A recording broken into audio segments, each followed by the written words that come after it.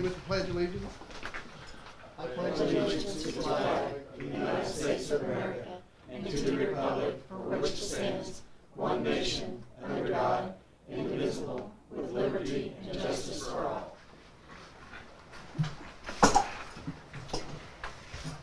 The first item on the agenda is the adoption of the agenda. Does anyone have anything to add or delete? There's a couple corrections. That is true. On under Riverboat Fund, For the auditor, it should not be extradition expense. no, it should be for data pit stop. Sorry, this was trying to erase and fill in. And the other one was under the, Well, under Perry County Council for the Riverboat also, the description's not there, and that's for job descriptions and salary analysis. that's another correction. Mm-hmm. And then on the back page, we have Perry County Redevelopment has office equipment. That should be like engineering. I think we need to get a new auditor. Thank you. I agree. We literally do. I agree. So with those changes, anything I'll else? make a motion to accept as amended. All I've got a couple other things Oh, Oh, okay. that need to be added All right. here.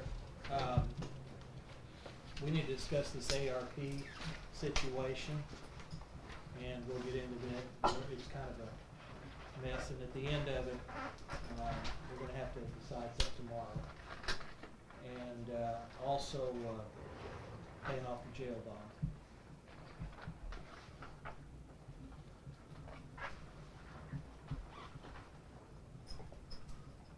Any other additions? I just add those as 9 and 10. I will make that motion to accept. I'll second. Just ask everybody to speak up when you talk, please. Thanks. All those in favor, signify by saying aye. Aye. Motion carries 6-0. Randy, so you got a meeting tomorrow with ARP, decide and stuff, you'll fill us in here a little We'll bit. fill you in, and it's not pretty. So, Next on the agenda is Judge Lucy, we're replacing a drug testing technician position. Hi, thanks for allowing me to go third on the agenda. My son has a game, and because of the weather, this is only the third time he's got to play this year, so I'm pretty excited. So all I'm asking for is to be able to replace a part-time drug testing technician. It's paid for out of SAPS. The person's salary basically comes from fees collected for the drug test. So it's not coming out of county general. It's not a new position. It's just that individual has submitted their resignation. Do you have someone in mind to take? Not at all. Do you know anybody? So you will be advertising. We will be advertising. We'll be posting. So if you know someone who wouldn't mind being I've already shot Charlie down. Sorry. I'm listening. That's it? That's it. Okay, I'll make a motion to allow it. I'll second. All those in favor, signify by saying aye. Aye. Motion carries 6-0. Thank Good luck you. tonight. Thanks. Thank you. Next, we had comments from the public. Well, Logan came in late, and I didn't, do you want to speak during comments? Yes, if ARC is going to be discussed and that'd be more appropriate, it's going to be related to that, so whatever. I mean, he can talk about it, but we're not going to get into the ARP. This is strictly a legal issue, and it's going to not affect anything other than what the Sure. county has to do with their funding. Like I said, if you prefer me to wait until that time, I can, or I can. I say you speak now. Okay. May I distribute a binder for each of you all? Is that okay? Yes. No bombs or anything. No. If I fit it in here, I'm pretty crafty, I gotta say. You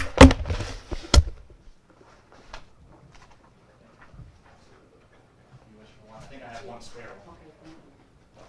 I'll have to get one. Thank you. Dan. Actually, I don't have a spare one. Would you mind sharing? That's fine.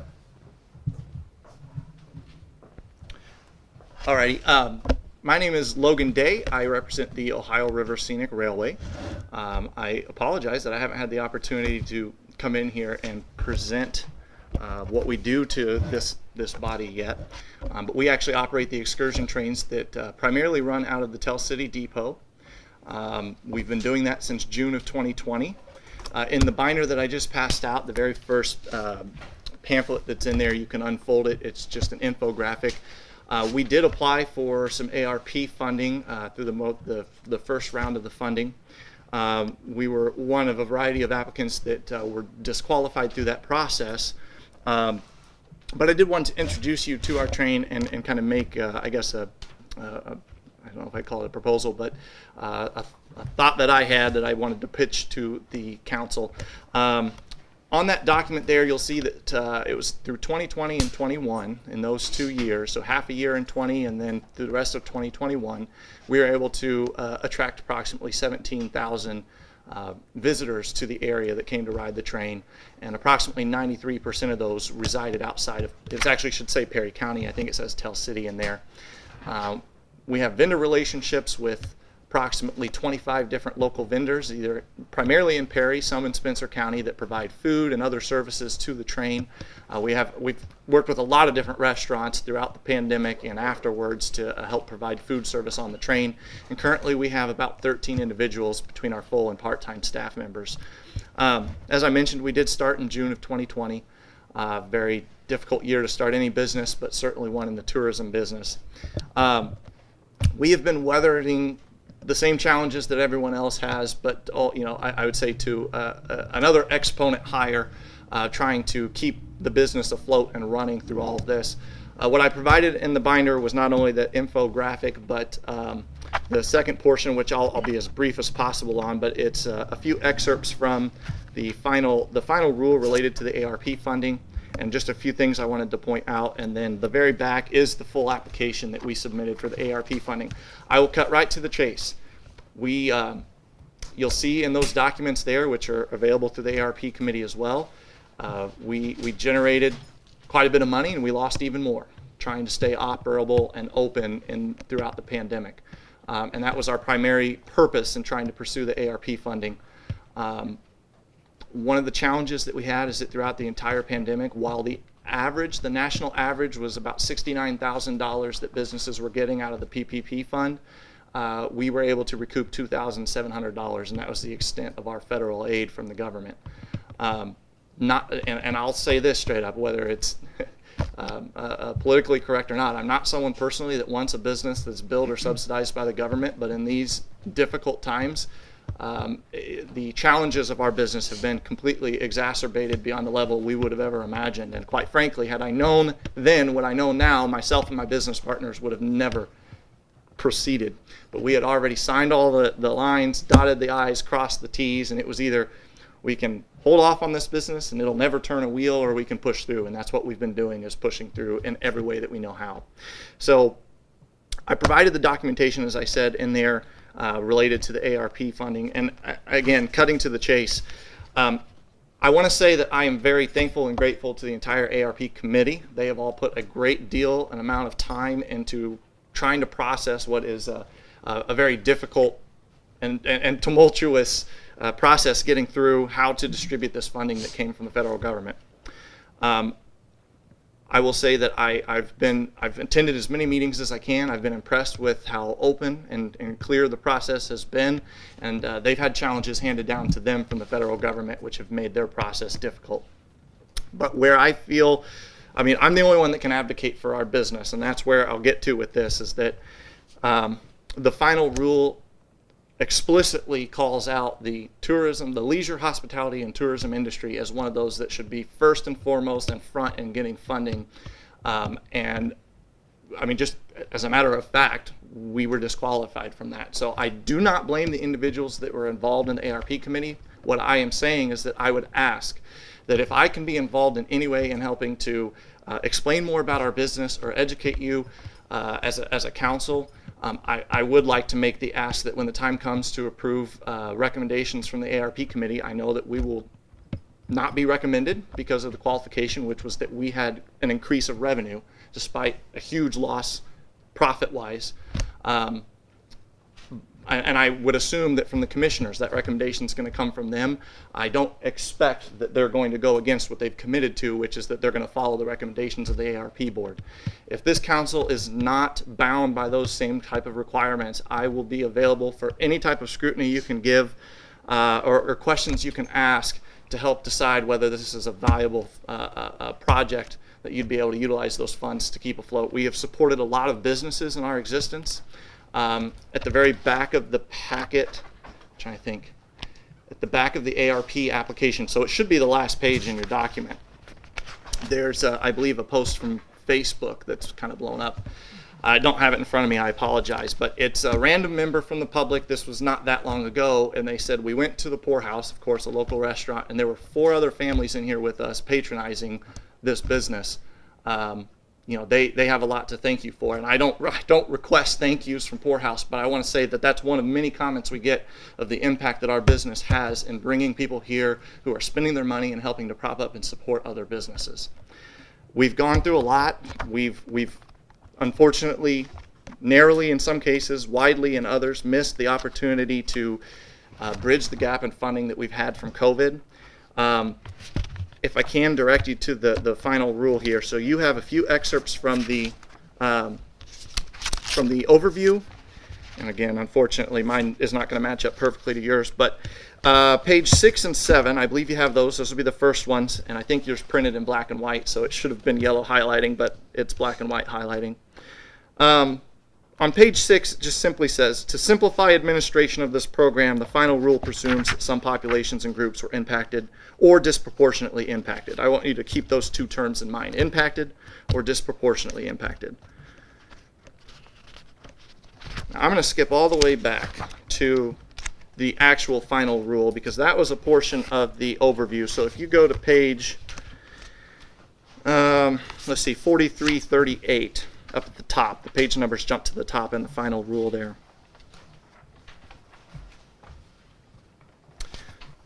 The 3rd column talks about how this is all about moving forward. Moving forward, the state, local, and tribal governments will remain on the front lines of the economic response. That's why I'm talking to you all.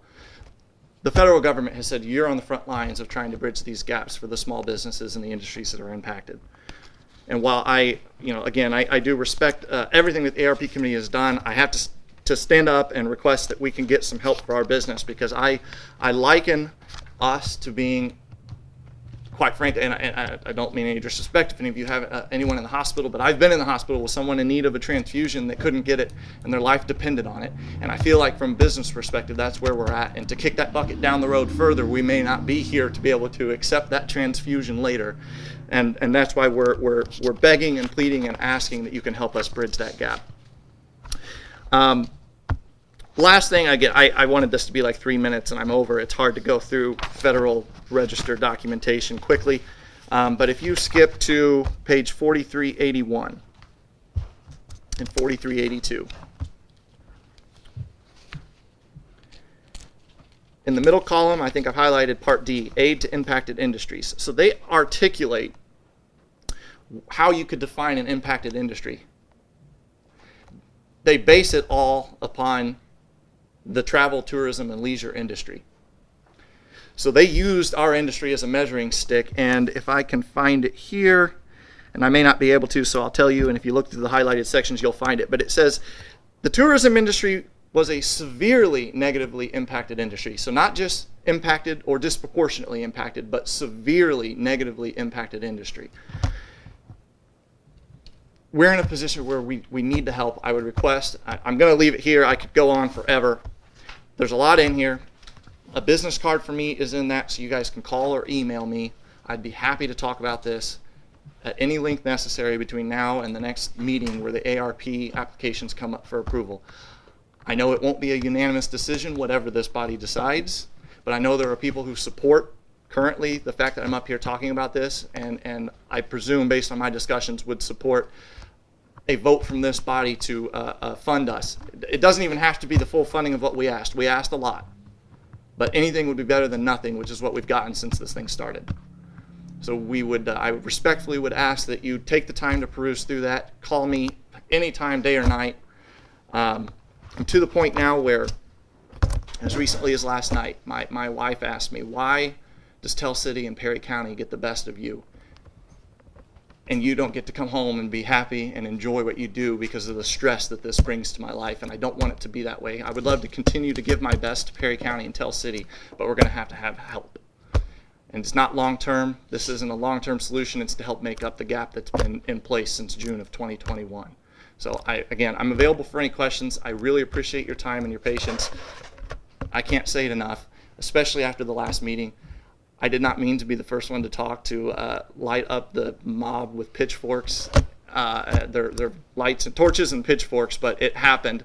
But I do respect all of you guys and ladies who participated in that and have made this process available to us. So thank you. Thank you, Hogan. David, I had some comments too, if you don't care. Oh, okay. I have talked to Charlie Baumeister before this. So we had contracted with Quality Correctional. It's been there ever since I've been here, but we went from 16 to 24 hours, and we are finding that 24 hours is just not enough. Our nurse have a lot going on, and 24 hours is not enough in the jail for 80 inmates. We've been up to 82, 83, 84. I think today we're right at 79 to 80. But I went ahead and paid for it out of the commissary for 2022. The amount was $15,766.64 until the end of the year. Cheryl and I had met, and the increase of in our jail is making it difficult to get it all done in 24 hours. So we want to go to 32 hours a week.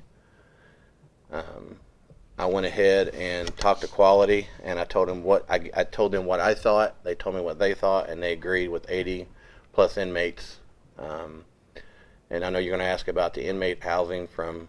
We only have 4 right now from Vanderburgh County. But I'm just going to let you, I just want to give you guys an update. I did go ahead and pay out of commissary for the rest of the year out of commissary to get that up. And I'm sure I can help with other places too next year. But I wanted to give you an update of our hours for our nurse. I hope you agree that 24 just was not getting it. Alan, when you submit for next year, will you include that into your budget? Oh, yes, yes. So this takes you through to the end of the year? Yes, yes. But I didn't ask for any money. I paid for it out of commissary. So this is roughly for what, 8 months? From April till December 31st. 8 months? Yep. No, 9 months. Yes. So if we increase this by 25%, that would probably be what we cost a full year, Yeah. like about $20,000. And like I said, I know last year I paid for that extra out of the inmate housing. I can do that probably also, but I want to give you all a heads up of what's going on. Okay? All right. Thank you. Thank you. I have a comment to make too, Alan, is I feel like we need to have a nurse, not just because I am a nurse, but because we have jailers given medication. Yes. And that is, I mean, that puts them in a bad position. It also puts the county in a liable position. I agree with you 100%. They are trained. I do know that when they come in. I'm not saying they don't do a good job. Yeah, I know they're trained, but I agree. I wish we could go at least 40 hours, but I did this, and shame on me, but I went ahead and did it to pay for it out of commissary because we need those hours in the jail. Inmates are sicker. The dental is up because of methamphetamine. People ask me around, what's our biggest problems in Perry County? The mental illness is huge, and we have to deal with that a lot in the jail. So 32 hours might help a lot. So I appreciate what you said there. And I think that should be a discussion during budget time. Yeah. About the nurse. Yeah. Thank you. Yeah.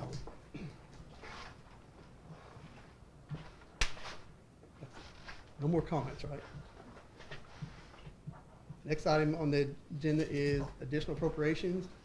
First item is County General Fund, Perry County Auditor, for our warrants, or I like to call them checks. $950. That is your 3 different banks? Yes, and the reason I'm asking for this, at the current time, I'm only budgeted for $600 for warrants. And with us changing new vendors, we had to change all of our checks. And this is only April, and I really didn't want to pull from my line items because, you know, we're only April, and there's still a lot of supplies and stuff that we're gonna need throughout the year. So I'm asking for $950 to help pay for the checks that pays the bills for all the departments and all the county. So,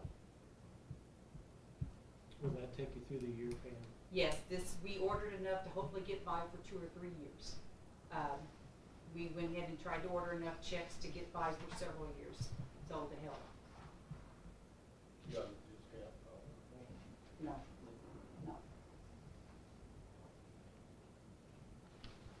But we were hoping to use our own ones, but the format of the checks totally changed from the way they were at the top, now it's all at the bottom. So there was no chance at all of using what we had left. So, and we have switched over as of, a week ago, we went live with our financial and our payroll. So we are using the new system now.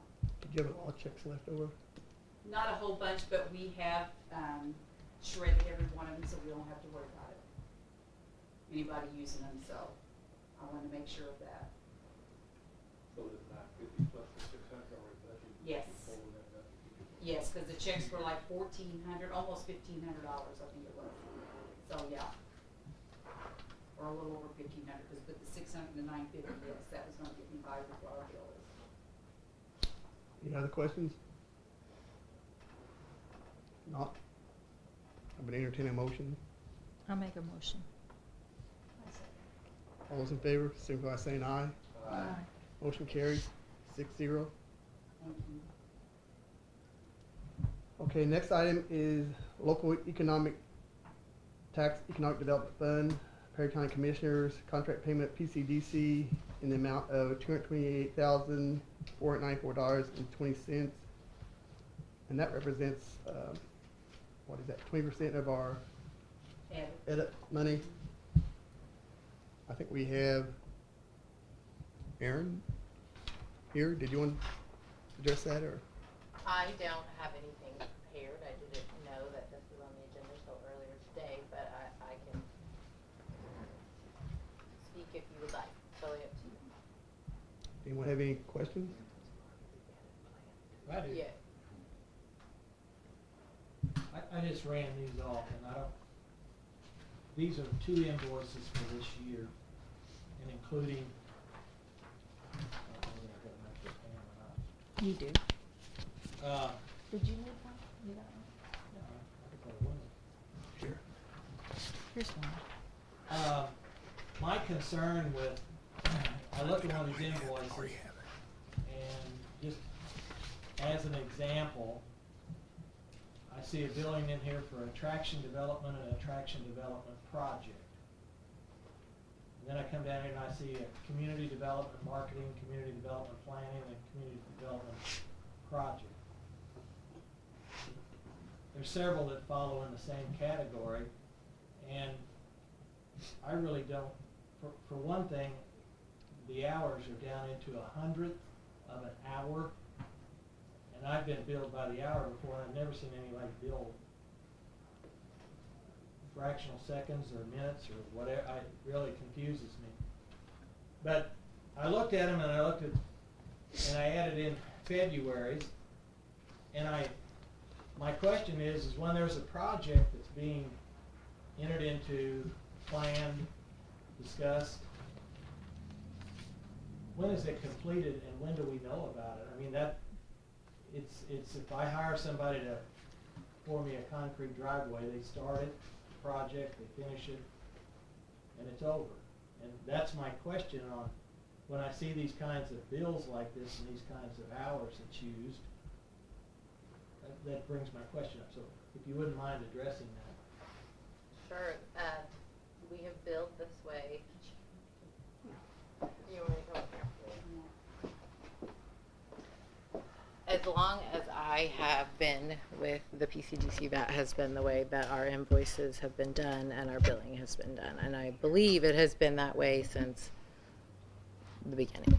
So how do we know when we have a attraction development planning and an attraction development project what that is? You don't necessarily know what it is because some of those projects are maybe not. And then see when we go down here, what designates a community development marketing, community development planning, community development project. That's another one that's... Are you familiar with all of the things that we work on? Probably not as well as I should be. If you'd like to elaborate on all the things, that'd be great. I would love to. I have very, very long daily to-do lists that are continually evolving based on the needs of this community. And I would say since I have started with the PCDC, there was a lot more focus on business attraction because that was the traditional economic development realm, business retention and attraction. And that has evolved nationwide, especially in Indiana. Right now there's a huge focus on talent attraction, which is what we spend a lot of our time doing. Talent? Talent attraction, yes. Okay, so what category would talent attraction fall in? I would say that would fall under community development because you have to have a well-developed community. We have to plan that out. We work on things like mental health, which Alan just talked about. We work on things like childcare. We work on housing, workforce development, healthcare needs, infrastructure, pretty much anything that this community needs that you come to us and express a need, we focus on that and work on it. And I feel like the fact that our population has grown for the first time in a very long time and that we are seeing growth is a testament to the fact that a lot of the things that we are working really hard on are starting to pay off.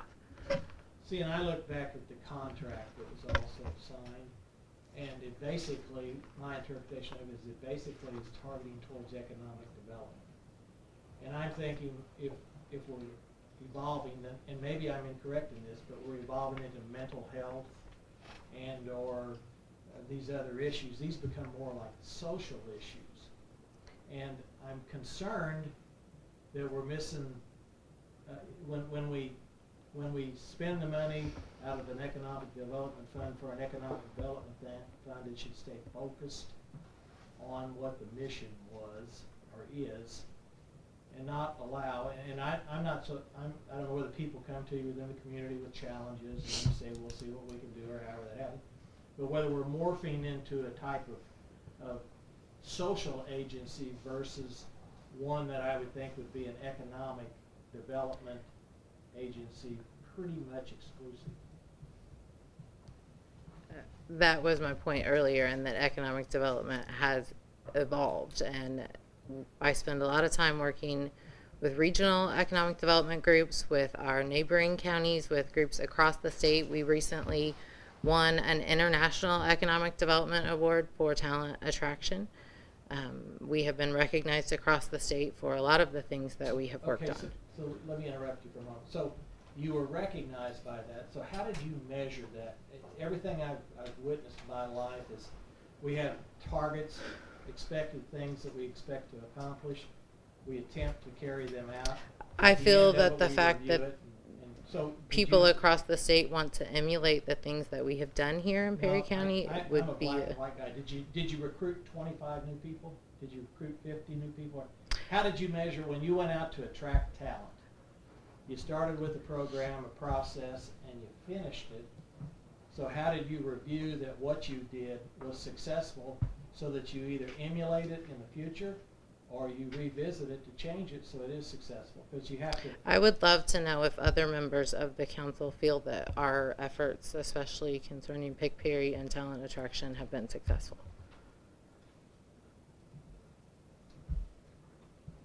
From what I've seen, yes.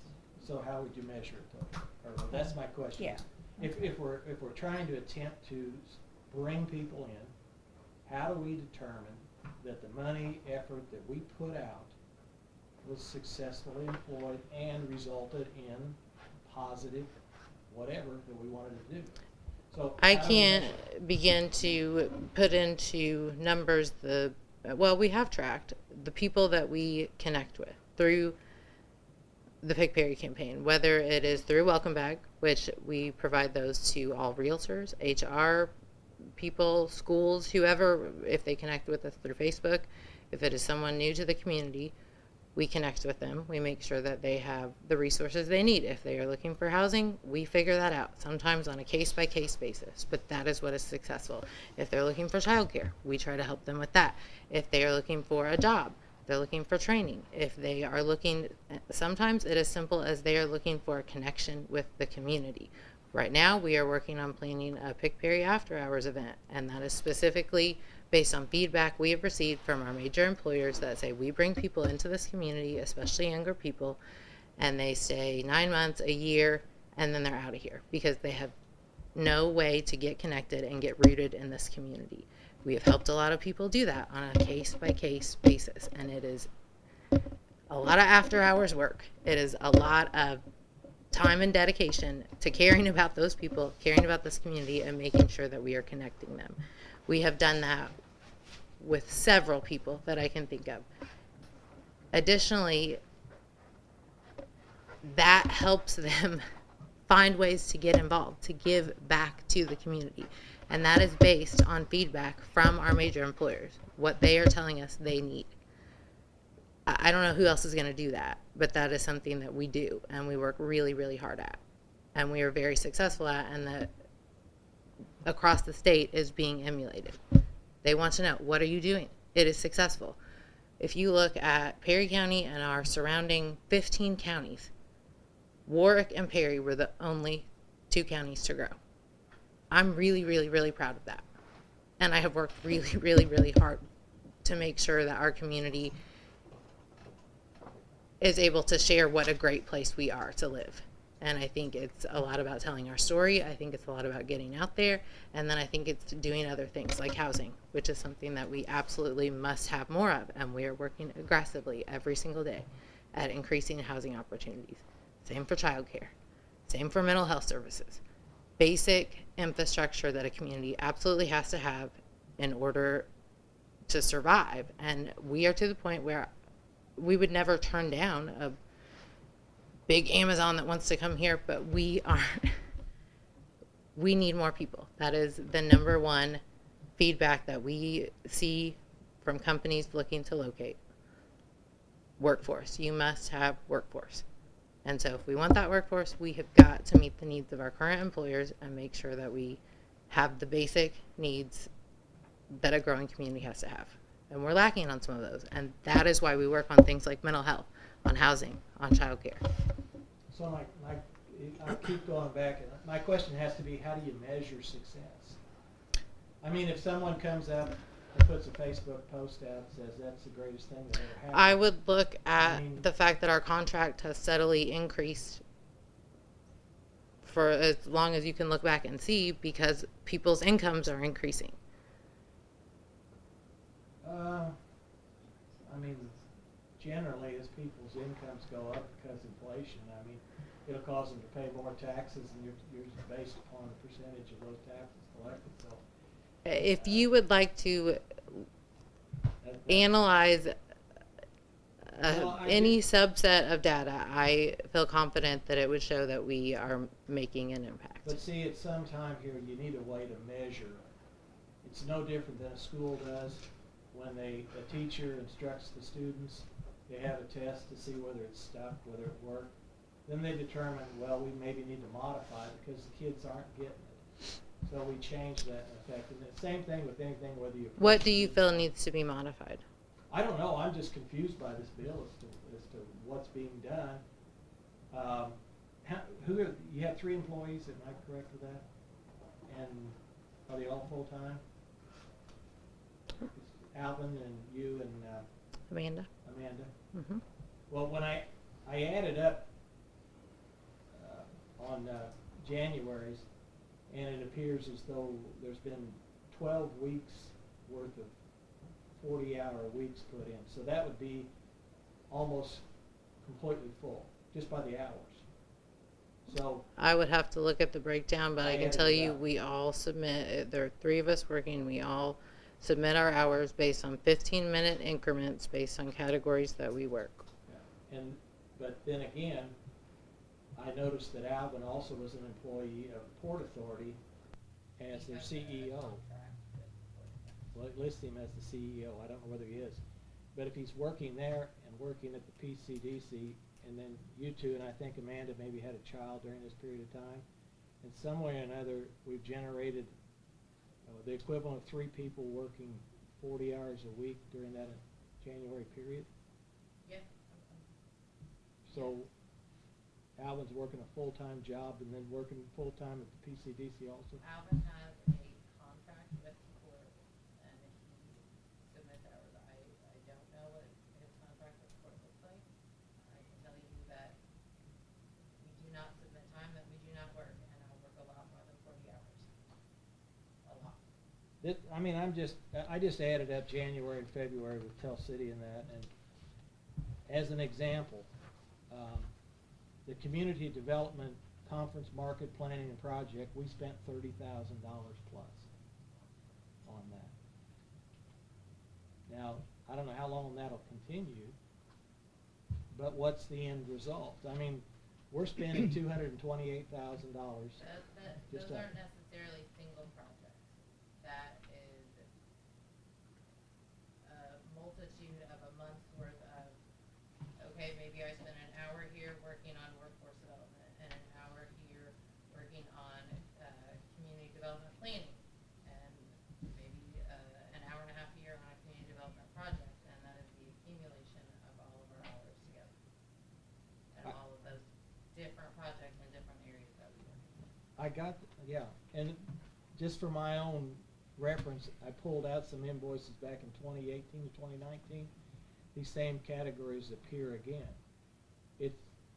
They're broad, they're not specific, and how do we measure?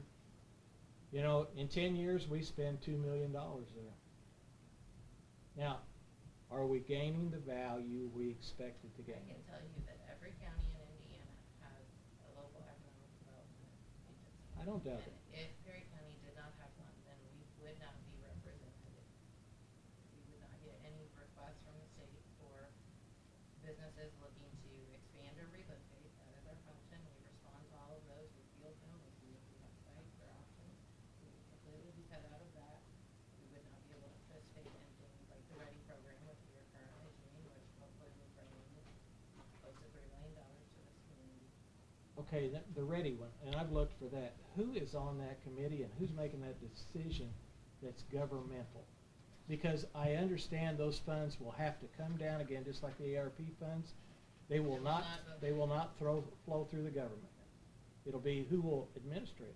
It is through SWIDEC, which is Southwest Indiana Development Council. The SWIDEC region applied for funds. That was the only option that this county had to participate in that program. You had to be more than one county that had to be a part of a region. And we do not have an RDA set up, so that was not an option. We were not invited to be a part of any other region. And so we took advantage of SWIDEC, which is our regional economic development Organization, which includes 10 counties. Perry being one of them, and it is a private non-for-profit, and we formed a region and applied for those funds. The funds will go directly through SWIDEC to projects. So in other words, SWIDEC is going to determine the funds that are allocated to Perry County and where they're going to be used? Yeah. Yes. So we don't have any input in that. What happens if we don't want to do what they're going to pay for?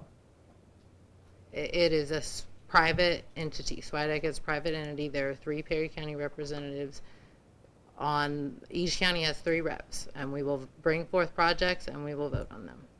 So who's our 3 reps? Myself, Alvin, and Katie King. And so you're determining what Perry County will apply their money for? Am I understanding correctly? Use it for or Through ask for? SWIDEC, which is part of one of the things that you pay us to do. I mean, it is an economic development regional organization that we serve on, and that is its function, that it is set up to do things like that. But it is a private not-for-profit. And that is the way the state set it up, not Perry County, not the PCDC. That is the way the state set up the READY program. And that was our only opportunity to participate. Yeah, there's no problem with participating in this program. I mean, we should participate in it. My question is how this $3 million is going to be allocated, where it's going to be used. And I talk with the commissioners frequently about those projects. I speak with our other entities that we contract with about those projects. So in other words, Tom, Teresa and I spent 2 hours yesterday on a call about those projects. and what can you share them publicly? I will share that housing is a major focus for every county within the region. And how are you going to support that through the READY grant? Just my curiosity. READY, the state of Indiana is funding the READY program through their ARP dollars, which was not known when the program was released. All plans were submitted, and then the state announced that the way they were going to fund it was through ARP dollars. So that definitely changed the scope of a lot of the projects because they have to, again, be ARP eligible. So we will fund infrastructure, needed improvements of infrastructure that can be paid for with ARP dollars through READY. There is 60% private match required, 20% public. And that's the way it's set up. They are ARP dollars. So then, in other words, it's government ARP dollars, and if a private individual or entity wants to match 60%, then this other board, or the 3 individuals from Perry County that you mentioned, will determine whether they get the funding or not, and the actual government, the commissioners and the council will not participate. Am I understanding that correctly? I communicate with the commissioners Is that how the frequently. decision process is going to happen?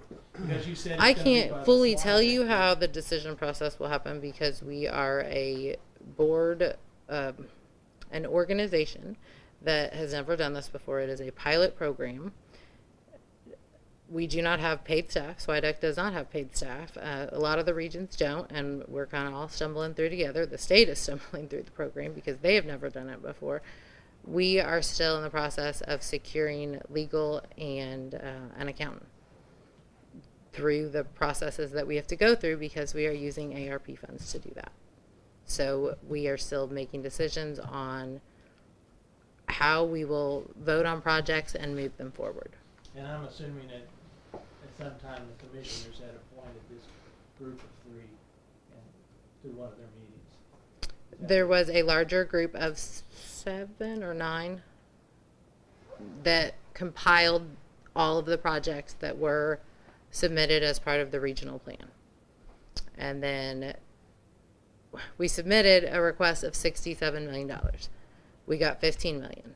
Yeah, out of the whole group of 5 counties, I believe. Correct. The Indiana group, yeah. Indiana First received $15 million, which is a lot less than $67 million. So that means But see, I'm just curious as to how, if government is not participating in this, how this all works, especially being federal funds that were handed to the state and then passed down. But it is the way the state set it up. The private not-for-profit, I read again today their eligible entities list because they sent out a frequently asked questions because they are getting a lot of questions, and 501c3s were the preferred form.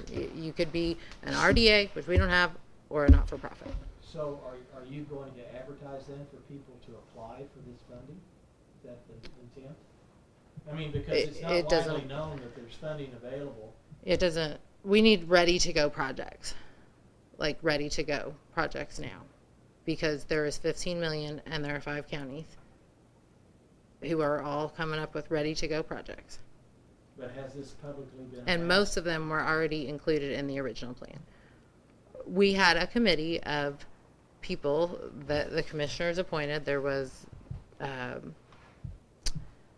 the chamber, PCDC, the CVB, Tell City EDC, commissioners. I have a list, and it was at a commissioners meeting. Those are all of the people that compiled the list of potential projects. They all went in, they all had to be vetted, went into the plan. That was, all of that resulted, along with the other counties, in a $67 million request. We are getting 15 million.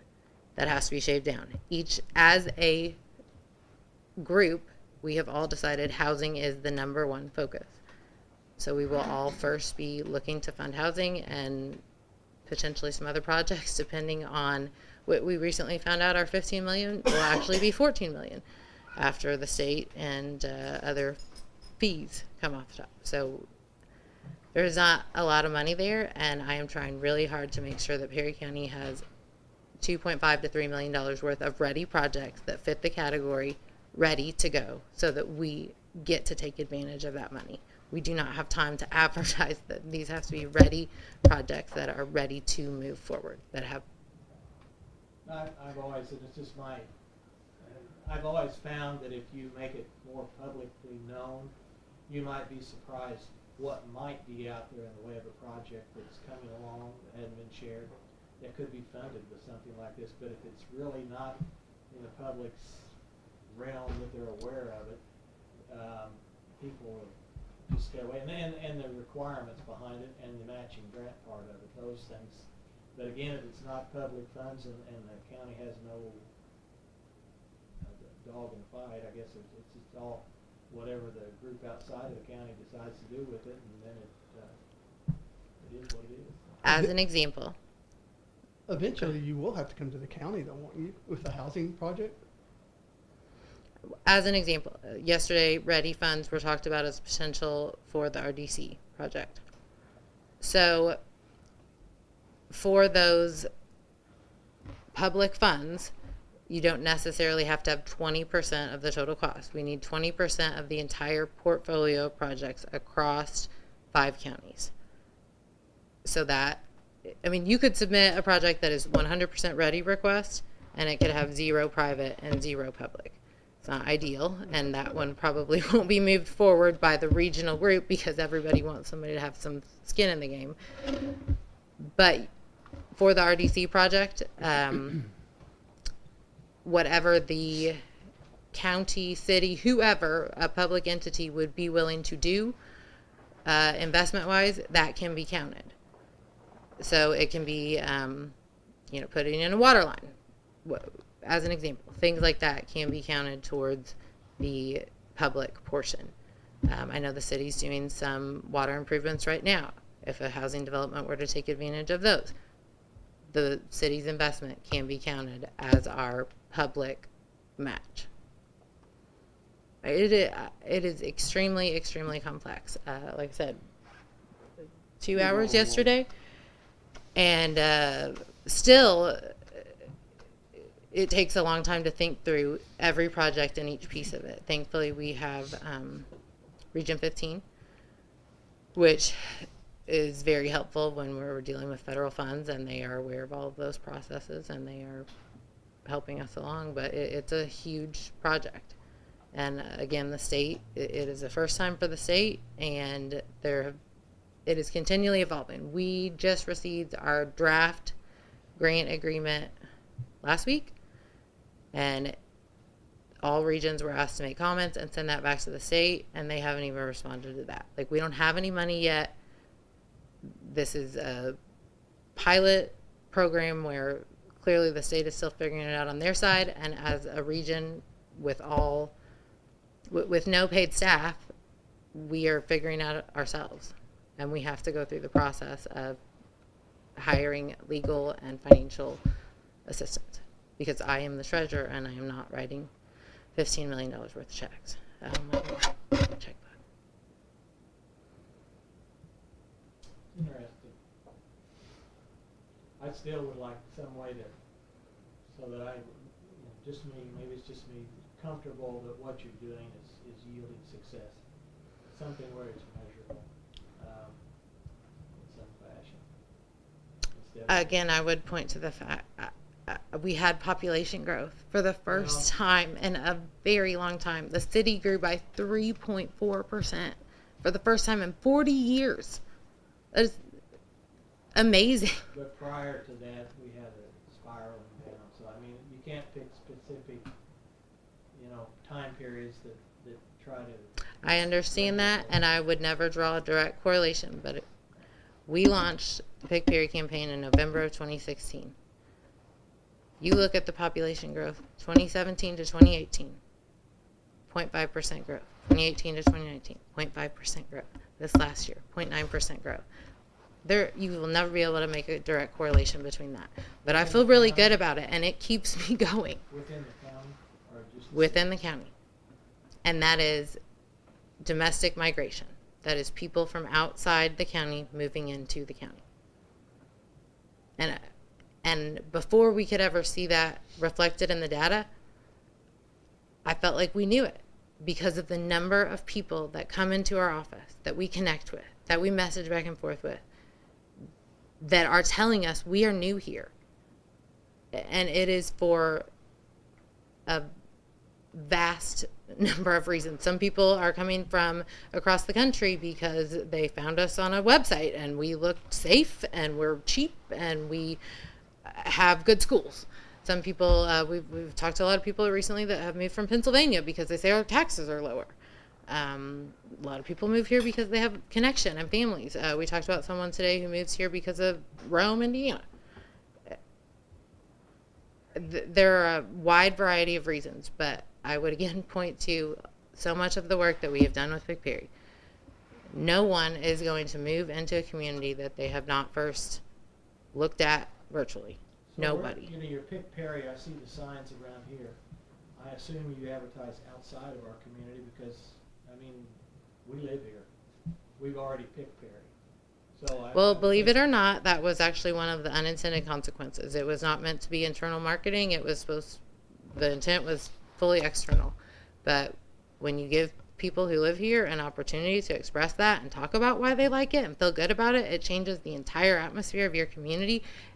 And those people can be a hell of a lot better recruiters than I can be on my own. I mean, how many of you would like your family to move here or your friends that don't live here? Like, when you like it, you will try to get other people to move here. And it has given people a tool to do that. So we will continue to market internally and externally. What kind of challenge did you face with the electric department being locked for a year or two? Walking. I mean, it was definitely a challenge, but I think that the COVID presented a lot of challenges. I mean, we're open now, and I would say that it depends on the day.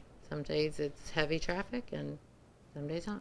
But we share an office with the chamber, and the chamber does get a lot of foot traffic. Can you tell me about this North Perry group? Yeah, but first I need somebody to tell me what time it is because I got 3 little girls waiting to be picked up from dance at 6:15. It's 8 minutes to 6. Okay. North Perry is an LLC. Yeah, but I mean the purpose of it, what it is, who owns it. What I see, and I've seen this, they keep having remedial work down here at the Wapaka side, and there's 3 property owners in that facility, but the county appears to be the one that keeps fronting the money for the remedial work. The Perry County Redevelopment Authority owns ground, Wapaka Boundary owns ground, and a for-profit company called North Perry LLC owns ground down there also, and regularly they're coming to When you say commission, remedial work, for, I guess, stream mediation or whatever, something on the site that continues to need to be addressed. But there's 3 different property owners there, and I would just believe that if there's 3 property owners, 2 of them being private, they should be paying a portion of those costs associated with that work. I'm going to hold off on that one and let Alvin discuss that with you because I believe that there are some current ownership things going on right now, and I don't want to misspeak. That was my question on that group, because it seems like the county again is picking up the cost associated 100% on that. I don't believe that that is the case, but again, I would prefer that at least Alvin be here as well to clarify anything. Okay.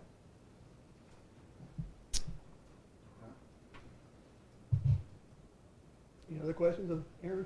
Not of Aaron, but I'd like to ask Tom a couple questions as commissioner. Okay. This is a contract that the commissioners have signed, correct? Yeah.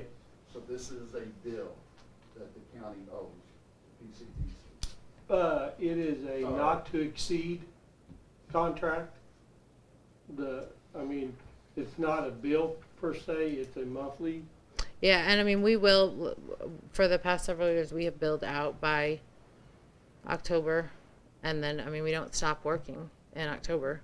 We just send you invoices for $0 and do But the the rest. contract is that we hired PCDC or contract PCDC to provide economic development services not to exceed $228,494.20. And I know you can't speak for all the commissioners, but as a commissioner, are you satisfied Yeah. with what's going on? And this is a bill that we owe, so I don't think there should be any more questions about.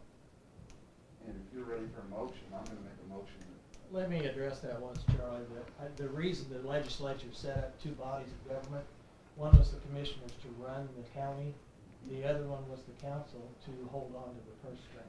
The money. Exactly right, but Randy, the commissioners make the policy. If they have a bill, we're responsible for it. Do you want a court case where we're sued because we're refusing to pay a bill? Okay, the commissioners do not have the right to bind the county on funding. The council spends the money. If that was the case and the commissioners could introduce anything they chose, we should go home because we have no ability to become the checks and balances for whatever their actions are. That's the reason we were set up. So if the commissioners enter into something, we have to approve it, then it gets paid and goes forward.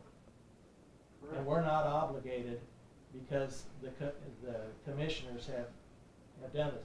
This is the two groups working together. So it's not as though it's a bill and we're deadbeats. This bill should have been put in at the end of January. This whole interaction should have been held early on in January when the first contract was signed, instead of here we are at the end of April. So I don't feel as a council member that it's our responsibility to pay now because this action should have taken place in January and we feel obligated that now it's April. They've done a lot of things that shouldn't have happened and they should have been in here, somebody should have been here in January. And in past But that minutes- is not, like, that was not me. Like, we came forward. Whoever it is, but in past, the minutes show that either a commissioner and or someone from the Perry County Development Corporation came to the council and got approval. Multiple minutes. If you want to make the blame on someone, is why the additional didn't get turned in sooner, blame me. The I mean, additional. it was something that was just kind of let go, that we forgot to turn the additional in. So that knowing that the commissioners signed the contract, that the additional did not get to you guys to be approved. So if you're looking for someone to blame, So, It usually does, Randy. You know, and not blame or how it happened, but usually that the process you talked about happens.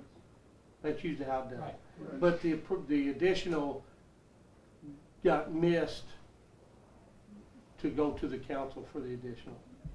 I mean that, and it should have happened in January. You're right. Because my very first council meeting, this was on the agenda, and we had a big debate about that time, about if we should pay it or not. And Alvin was here to represent PCDC. He spoke his mind. We finally got a second, and it was approved unanimously. Okay, that's just my point. That. Yeah, you're right, there's Randy. It mistakes. should have happened, but it didn't. correct. So I mean, it's not. It usually does. Yeah, it's not the council's, you know, I mean, Charlie's kind of making us feel like, well, you've already obligated to all this pay, we have no choice but to approve this. In Mhm. reality, it's a two-step process, and the council plays a critical role in Right, this. and it always has been. But this year, not. It didn't happen. It didn't I get happen. it. So, I really, Aaron, honestly, when we spend 228,000 and Tell City puts in excess of 100,000, and I'm not sure what Troy puts in, that's looking in the neighborhood of $4 million in 10 years. Some way we have to be able to measure success, whether it's 50 new people moving to town and that's our goal. And if those Well, I'm 50 telling you, people, you had a population increase for the Yeah. first time in, we don't do census numbers. I don't do that. I will tell you that Tom is on our board and Erla is on our board, and they attend our board meetings where I give a very, very detailed monthly report that I spend a lot of time on, that details the number of requests that we get from the state that be for made information. Yeah. Yes. I think that if we could get some transparency here with some of the actions, then these questions, at least by me, wouldn't come up.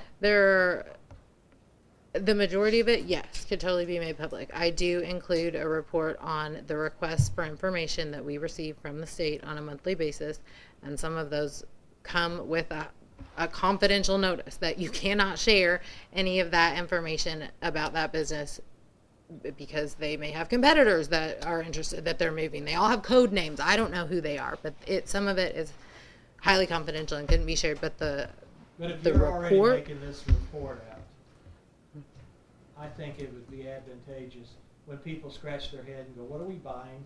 well, I didn't know that anyone was scratching their head wondering Maybe what they're they buying, know because why. I feel like you guys see me working really hard for you I a lot. do think that a lack of transparency does create problems, and I think it makes people question. They start thinking, "What's going on here?" And you're so shrouded in secrecy, that they start. I don't questioning feel it. like we are shrouded. I mean, maybe That always that seems was to be a the problem. feeling, Or but I've always I felt don't. that. Whenever I was on Hamilton Council, and we've been in and out of PCDC throughout the years, the transparency was a problem with Hamilton. I know we didn't participate a lot of money like a lot of the communities do, but for us it was a lot of money because Hamilton doesn't have a lot of money. So, we were trying to see, spending that money, what were we getting out of it? And this was before you came on, and they couldn't answer that question. So that's the reason why we got back out of it, and then a new council would come in and we'd get back and into it, forth. thinking we would get some return on our dollar. And then we felt, as a city of Hamilton, sometimes we felt like Tell City was more Right. a priority than Hamilton I understand. was. And so we would get back out of it again. So I was on the council for numerous years, and we were in and out of PCDC.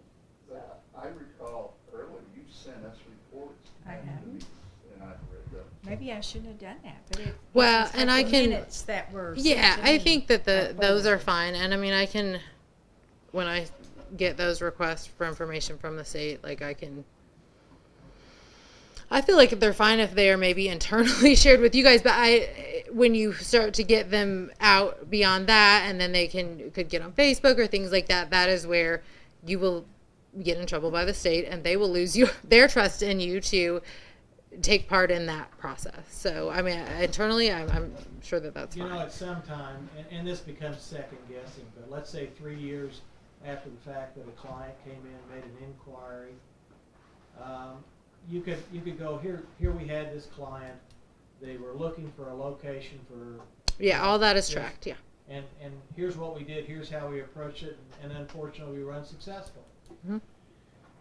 That would give somebody like me that likes to look at all the numbers and that say, okay, they attempted to secure this, they spent X number of dollars, and then I look back at it and go, well, wait a minute, that plant required 10,000 employees. Maybe we shouldn't have looked at that. Maybe we should have looked at a 50 employee Right. operation. Right, And but we that don't gives get you- those. I mean, I know, but it gives you an opportunity to revisit and critique your approach and how you can become more. If your interest is securing additional manufacturing facilities and/or commercial, whatever it is, whatever your target is, whether it's people, if that's the other one, so that you target it and you can follow the step by step to see if you're successful, so that if you do miss the target, then you revisit it and you adjust it accordingly so that you can have success. I to do, I keep it there. understand that, and I also know that when we get those requests for information from the state, they're highly, highly, highly competitive. They likely go to all 92 counties, and a lot of the time it is due, okay, if they're asking for 10,000 people or more, or if they're asking for 1,000 people or more, they're likely not going to fit here. They also require a ready-to-go building a lot of times, which Parker recently sold, so we don't have that, and it already had ceiling heights that were too low, so that was hard. Or a 50 to 300 to 500 acres of flat land with infrastructure there. A lot of them are really impossible for us to respond to. But when there is one that comes in that might hit that sweet spot on the number of employees, or that we can handle with the current site that we have with infrastructure in place, or that we are able to get it there within the very specific time frame that they lay out, those are the projects that we submit to. I mean, that is so the question comes back. Now, you're talking economic development. I think that's what we hire you for. well, the contract does say economic development, but you will notice if you've looked at them over the years that the contract has evolved to include all of the other things that we are doing for you, and that is, well, you should, as leaders of this community, you should want us to do that for you, because if we were only focusing on business attraction, then we would be failing you, and we would be well behind the rest of the state and the nation. But instead, we are leading in that. But the question is what our intent was. And maybe that is the intent. Maybe it's evolved to become more than just an economic development tool. I, for one, Well, I would look say at it that as the term economic economic development has evolved, and now it means all of those things. Now, is there any overlapping with other agencies? Again, Well, you tell me who is working on these things, because if there's somebody else that wants to do some of these things, they can gladly take them off our plate.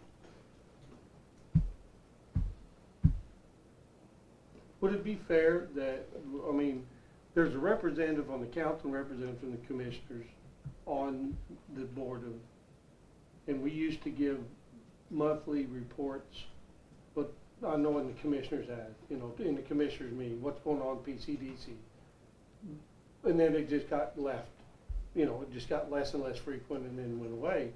So for the transparency, you know, maybe we ought to get back to whether it's somebody from PCDC or the representative on the council or the commissioners to give a monthly or every other month or report on what's going on, to answer those questions. yeah. How many government people are actually serving on that board?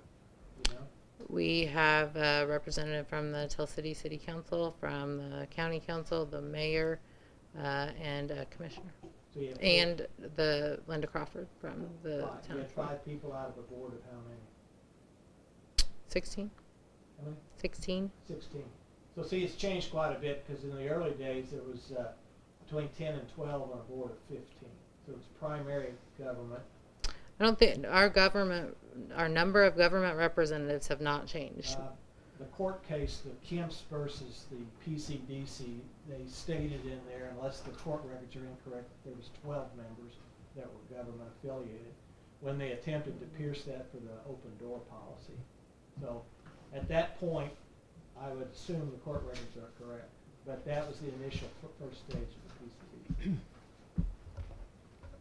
I'd have to look at it, but I can tell you since I have been That was involved. long before your time.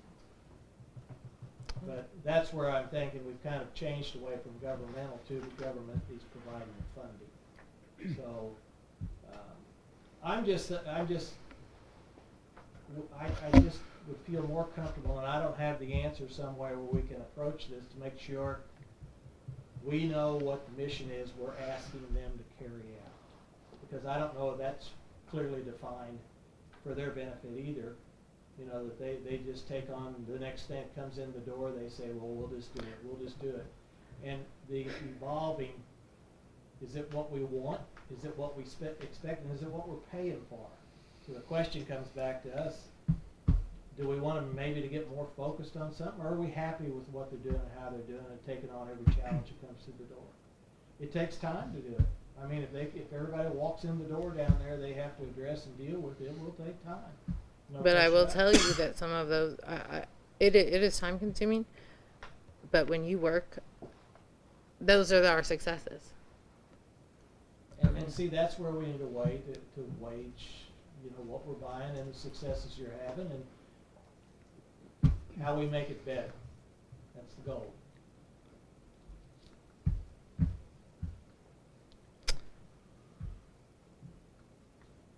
So maybe you just need to try to measure your successes. Well, I Or your mean, failures. I would be, again, if the full council feels this way, that we are not being successful or that we need to improve our services, I would be interested in that, but I also need to go. I would like to have monthly reports or Well, some way, I mean, I don't know how detailed it is, but some way, I really, maybe they're doing a bang-up job, but it's a secret. I don't That's always been an issue, think it's a Randy. secret. We've discussed that many times. So- And there are other organizations that the county is involved in, same way, CVB. That's another. Exactly. And that is tax dollars that's being pulled in off the people who visit our community. Another one, so I mean, we're trying to make everything we do transparent, keep the public informed, and we're all, I hope, looking at the same goal to make. I mean, what is your goal, Randy? What is your goal? My goal is to make this a better community for everyone that calls it home to live here. Me To too. entice new people Me to too. move in. Every to single grow day. Our community, bring some youth back to our community. Every some single day. passion. And you know how you can do that? You can address childcare more. Well, I mean, that's just one piece of it, and I'm not sure. For some reason, when I grew up, I didn't have to go in for childcare. Do you want to talk about that really? Not really. But this is getting kind of off the subject, but I'd be more than happy to, You didn't. you know, have that discussion, but not during this meeting. You didn't have to. Did your wife work My wife, yeah, she works night Did and she- day. when you had young children? She did up till the second one, and then she decided to go home and be a stay-at-home mom. But she felt taking care of the kids was more critical than what it is to go out and chase the dollar. And I support Well, her our community 100% needs now. every person in the workforce. Well, but again, if we had more people and some of the others could stay at home with their kids, that's not a bad thing, raising your kids. Well, I'm late for mine. But Thank you, Aaron. good.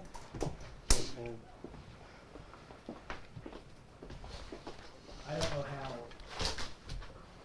you know, I don't have the answer to how we can make this more transparent. I know, Earl, do you get enough information that you really understand what's going on? You don't, okay. Because I'm thinking you probably get somewhat of an overview. And, Just kinda- yeah, and, you know, I can't always make the meetings either because of work. Tom, do you get all the information to know exactly? I mean, you're in about 15 different committees that you're trying to do. Right, besides but being a no, farmer and the EMS guy. What I don't attend the meetings, I get the, what went on in the meeting, but maybe there should be a prepared report Yeah. once a month. I mean, that's just like, how can we tweak this thing to get more information out, keep more, I'm just one of these kind of people that the more we know, the more better ideas can possibly surface to address something. I mean, I don't know, Yeah, and I like participation. yeah, and we used to have more reports than we do now. I mean, we used to report more. And you just kind of get away from that. Nobody asks questions, so you, I get it. yeah, so maybe No more questions, of an you have effort have to everything. share what. And then slowly, next thing you know, nothing. It's just, Right. Yeah, so to ask for a monthly report, I don't think is out of the question. You know, and then if Erla doesn't have the information, then they can send it to her or share it with the whole council. And Randy, I just feel like we're saying they're not working hard. I feel like they, you know, Aaron does, and all three of them puts a lot of time in there. I just felt like you were just asking questions to better understand. right, because they have these broad categories on this invoice. And I asked myself, what is an attraction development project? Back in 2019, they had the same thing on their invoices. So It at may some have two time- different meanings. It could. Yeah. It could be a category, they just put it underneath. But somewhere along the line, it just looks like we use January's and this is the old standard stuff and we just plug it in and I'm not saying she's not working the hours nor any of the other ones. But I don't know what she's trying to accomplish and what's going on. And I take it back to the same thing. If Steve's here from the highway department and he wants a project to go out here and redo a bridge, we'll see that he bought steel, he went out there with his crew, and we got a new bridge at the end of it. That's our project. We go, okay, Steve accomplished his project. But we have these projects that continue month after month after month after month. Is it the same project? Is it 15 different projects? Are we having any success? I mean, those are questions. And I take it back to the school. If a teacher instructs their class for an entire year and never takes a test, good luck. Because the kid over there in the corner, he lost out the first 3 days and hasn't learned a thing since then. That's why they test. You have to have somebody to measure your success to see if you need to adjust, you know, your methodology to see if you're being successful. Set a goal. And it's just a common business practice. And I can't see those numbers in these invoices or anything that reflects any kind of structure like that within your organization. Maybe it's there. Well, I do know sometimes you plant seeds. You may not see it Immediately. immediately. It could be 5 years down the road. You might have talked to this company or, you know, and then we weren't a good fit at the time, but then maybe 5 years down the road, then they come back to us and something, you know, we're more ready, prepared for it. But I can see where a lot of this is they're planting seeds and they might not see that immediate return on the money. And But I do feel like, you know, when we are spending out a lot of money, we do need to question things and to see what is going on. And see, that's where when I go back, she says a lot of it's confidentiality. 3 or 4 years from now, if I went out and planted the seeds and nothing ever came out of that planting, then I'd have to ask myself, maybe I should target a different area, group, age, income, whatever, those parameters that told me to go to that location and plant the seeds and nothing came out of it. And the success rate on marketing is extremely poor, you know, 1-2%. You know, it's awful. But it's something you have to do. But some way to take a look back at that and say, how could we address that differently and what should we try going forward? Just so we're not going to the same rocky field, planting the seeds and getting no yield. And Tom can explain how planting that. I do feel like I don't have rocks, I live around. it does sound like they're evolving because like she said, it used to be just trying to bring And businesses, but now it's childcare, mental health. And I do feel like they are listening to what the employers are saying, you know, because those are concerns they have, And so- especially the childcare. and says now as our economic development evolved into these other social issues. And it sounds like it has. No, yeah, economic development, And so is that our intent though? That becomes again, or should we sharpen our economic development and try to keep a focus? Because I can see if she sits in her office and 5 different people come in during the day, she probably accomplishes near nothing. Because I've got a problem with this, I've got a problem with my child care, I've got a problem, and she's just getting dumped on with all these Right. other But- issues outside of the. But the focus is to the attraction and retention of employers. And right now, to keep, it's changed from when PCDC was originally organized, it was to get industry in here because we were losing GE and the chair factory and then something had to be done and then Wapaka came in and all the things that had to be done with that. And before my time, now it's evolved to we've got employers with APTC and Wapaka, two of the major ones. The problem is they can't get people to retain them Yeah. here. So the job of economic development has changed to finding workers, not necessarily finding jobs, is finding workers. Now, what makes people want to live here so they can work at our places of employment? You know, is it have to do with a lot of aspects? And does it involve the scenic railway? Very, you know, that's a piece of the puzzle too. And we're not gonna ask PCDC to run that. Well, and to, you know, it's like she was talking about young people, or someone was talking about young people. You know, the railway, you know, we've gotta have things, if we are bringing new people in, what's gonna keep them staying here? Right. What And- entertainment, you know, things do we have for The the schools. families? And Right, and right now, one of the big ones the employers are looking at is employee retention, and subcategory to that is childcare. I mean, And housing, I mean, in a housing. lot of people that work at these plants don't even live in Perry County. Right. How do we get them to move in Perry County? Right, They when live there's, across the river, they live in Spencer County, you know. when there's over 200 jobs available today, and if those were filled, they're saying that there would be another 300 to be available, then we're not looking to bring in another factory.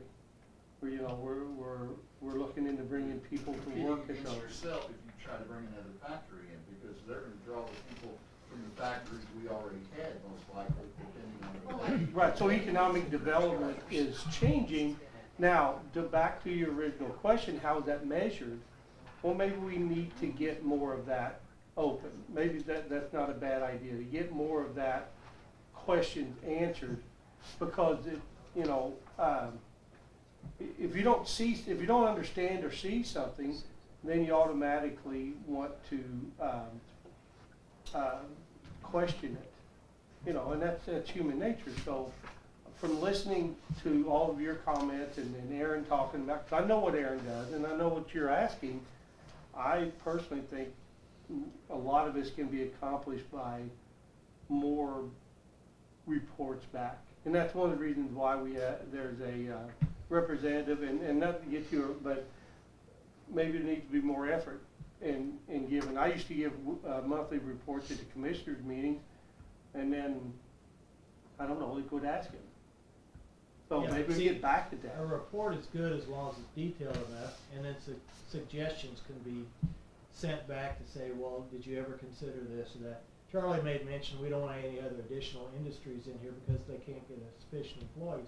Well, my son wants to be an IT guy, so he's rejected from Tell City because you're not willing to secure maybe IT work or some type thing. And I'm just using him as an example. No, but My whole point is not everyone chooses to work in the industries that we currently have located in our county. right. So we need to offer other broad opportunities, and then with them you bring a different culture in, and that helps your community actually grow also. And because those you have- efforts so- are happening. Yeah, but I'm saying when you just automatically do it, the question comes back, and I don't know if they ever do it. Does anyone take an exit interview when somebody quits a job to go to another job to determine why they quit, what their motivate, so you understand? Or the question is, why did you locate in Spencer County when you went to work in the foundry versus located in Perry County? Is it because Grandma's farm was there? We won't win that one. Mm-hmm. But if it's because our taxes are too high, our housing's unaffordable, there's no housing available, these things answer the questions and direct us where we need to go to pursue. And all we have to do is ask the people. They'll tell us. Right, and I think that effort is doing, but it's not been reported, and It that needs to be. leads to And the then- possibility of secrecy, and it's not, and you want to eliminate that idea of secrecy. Absolutely. Right, and I think that more report, and like Aaron said, and I've been involved in PCD a lot of years, and, you know, you do have to protect your client's privacy, but there's a lot of stuff that can be reported generically, and maybe we need to make a better effort of doing that. You know, I know a lot of I mean, that makes sense? employers, they do a yearly evaluation on how the company's doing, maybe PCDC could go out to like our big employers and just say, where do you live at?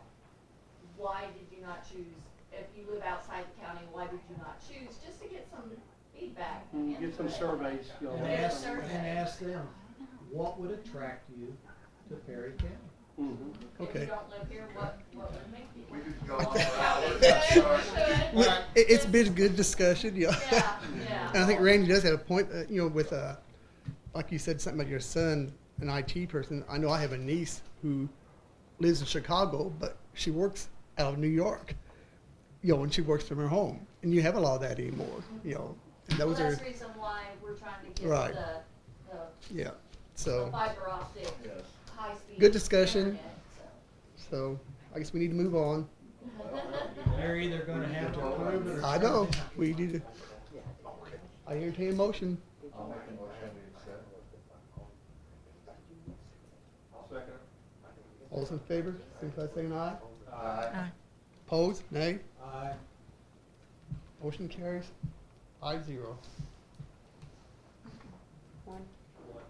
Oh, Well, he was, yeah. 5-1. Okay, Perry County Auditor, Riverboat Fund, data pit stop, $4,000. That was, we did a motion to Kent last meeting, and now we're funding that. I'll make a motion to approve that. I think we've already discussed it. Second. Do I have a second?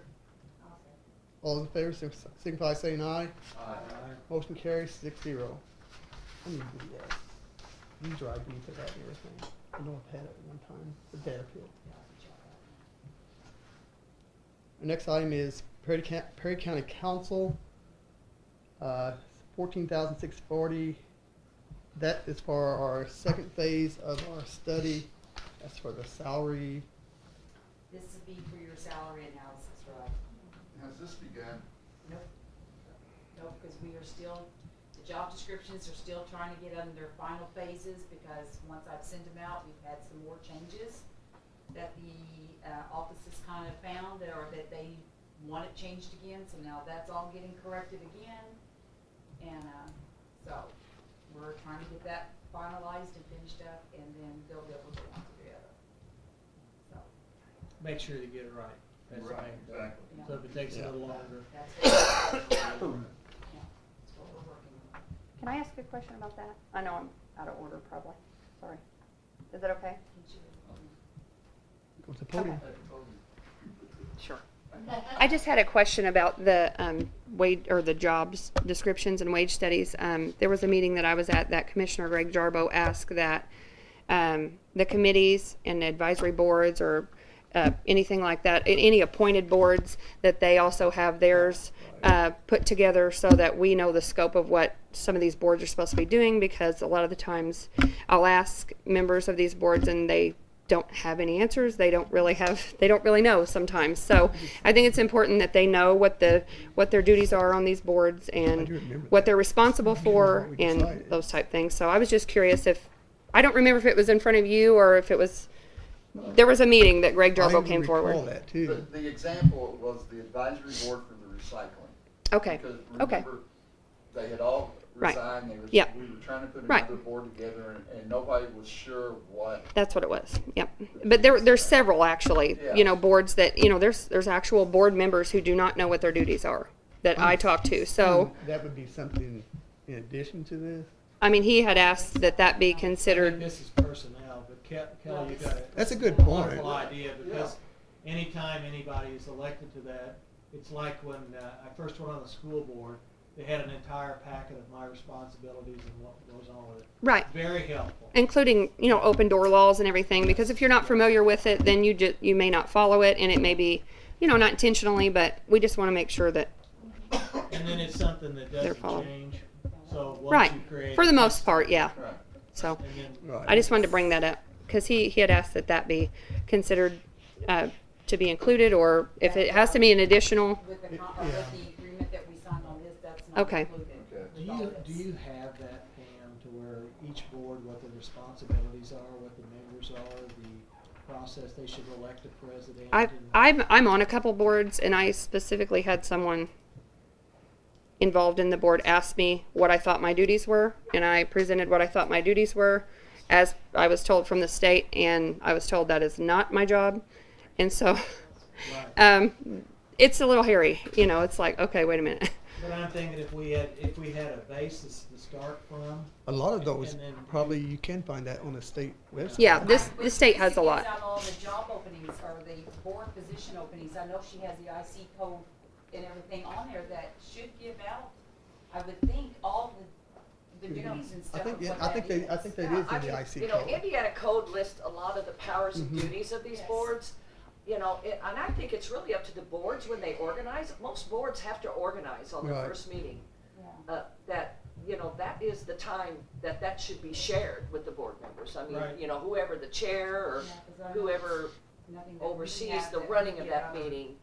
But if we you know, reduce it to a job pamphlet, descriptions, for it's instance. really, Right. Right. it's determined by Indiana code. First Board would meeting, have- you have it first of January, you elect the board, you elect this, yeah, something like that. Yeah, And then yeah, it's- something like then that, it's Paul. Right. distributed, you know, to the new members, because you have new ones, old ones. And every once in a while, a board. code will change. You know, a statute will change or be I mean, updated. You know, I would think My that would be a suggestion good is, and I would opportunity hope to. that board can make Put up- it together. Put To something orient together and then- because, and then yeah, tweak it. I think each board then needs to put up, make up some And kind of what they, packet to give out. what they things. think it Yeah. is, and Actually, we don't even have that for the We're all council. I members don't of think. different boards, so we should. You're set by state statute I as far know. as all your stuff.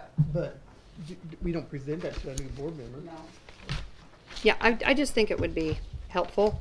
Right. And even, you know, I've had people ask me, they say, I want to apply for some of these boards, but I don't know what they do, or I don't know what it is. Right. And some of them I can't help because I have no idea. I've never applied for some of these. So I just think it would be helpful if you had something like that. You can't hardly advertise and ask people to be on these boards. And They don't know what to yeah, do. we say there's no interest, but there might be interest if we, you know, had something to give them, if, you know, or encourage certain people if we knew what the duties By were. my powers of president, I put you in charge. of your Okay.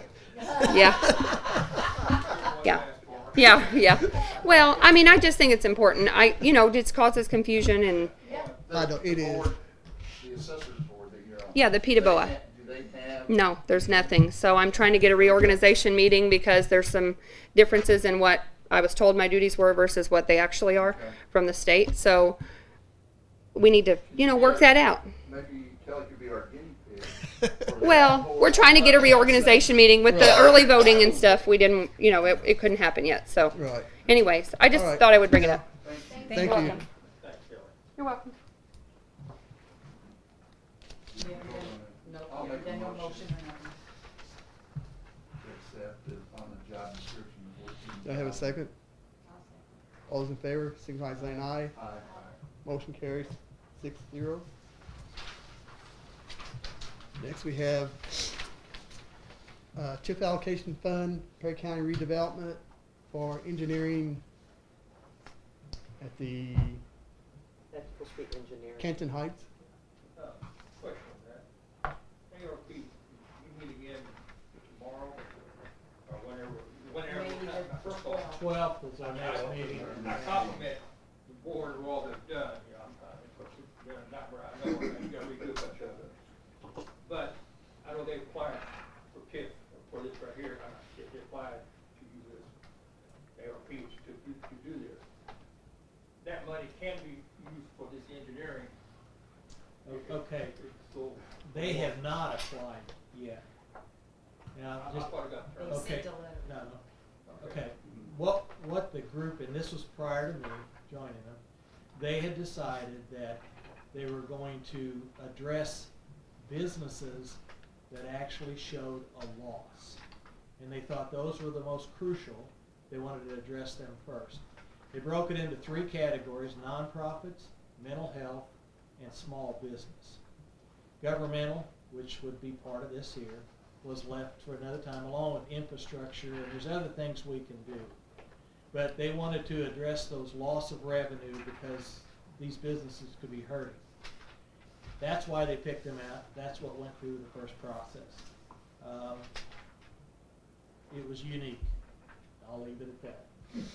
But, so, it still is something that can be funded by the ARP. It's within the, you know, as the infrastructure end of it.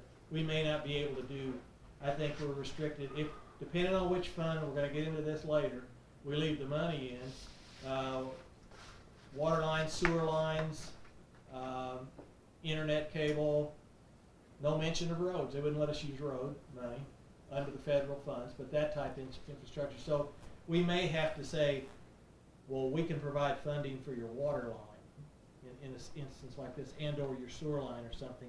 We can't necessarily give you money for engineering.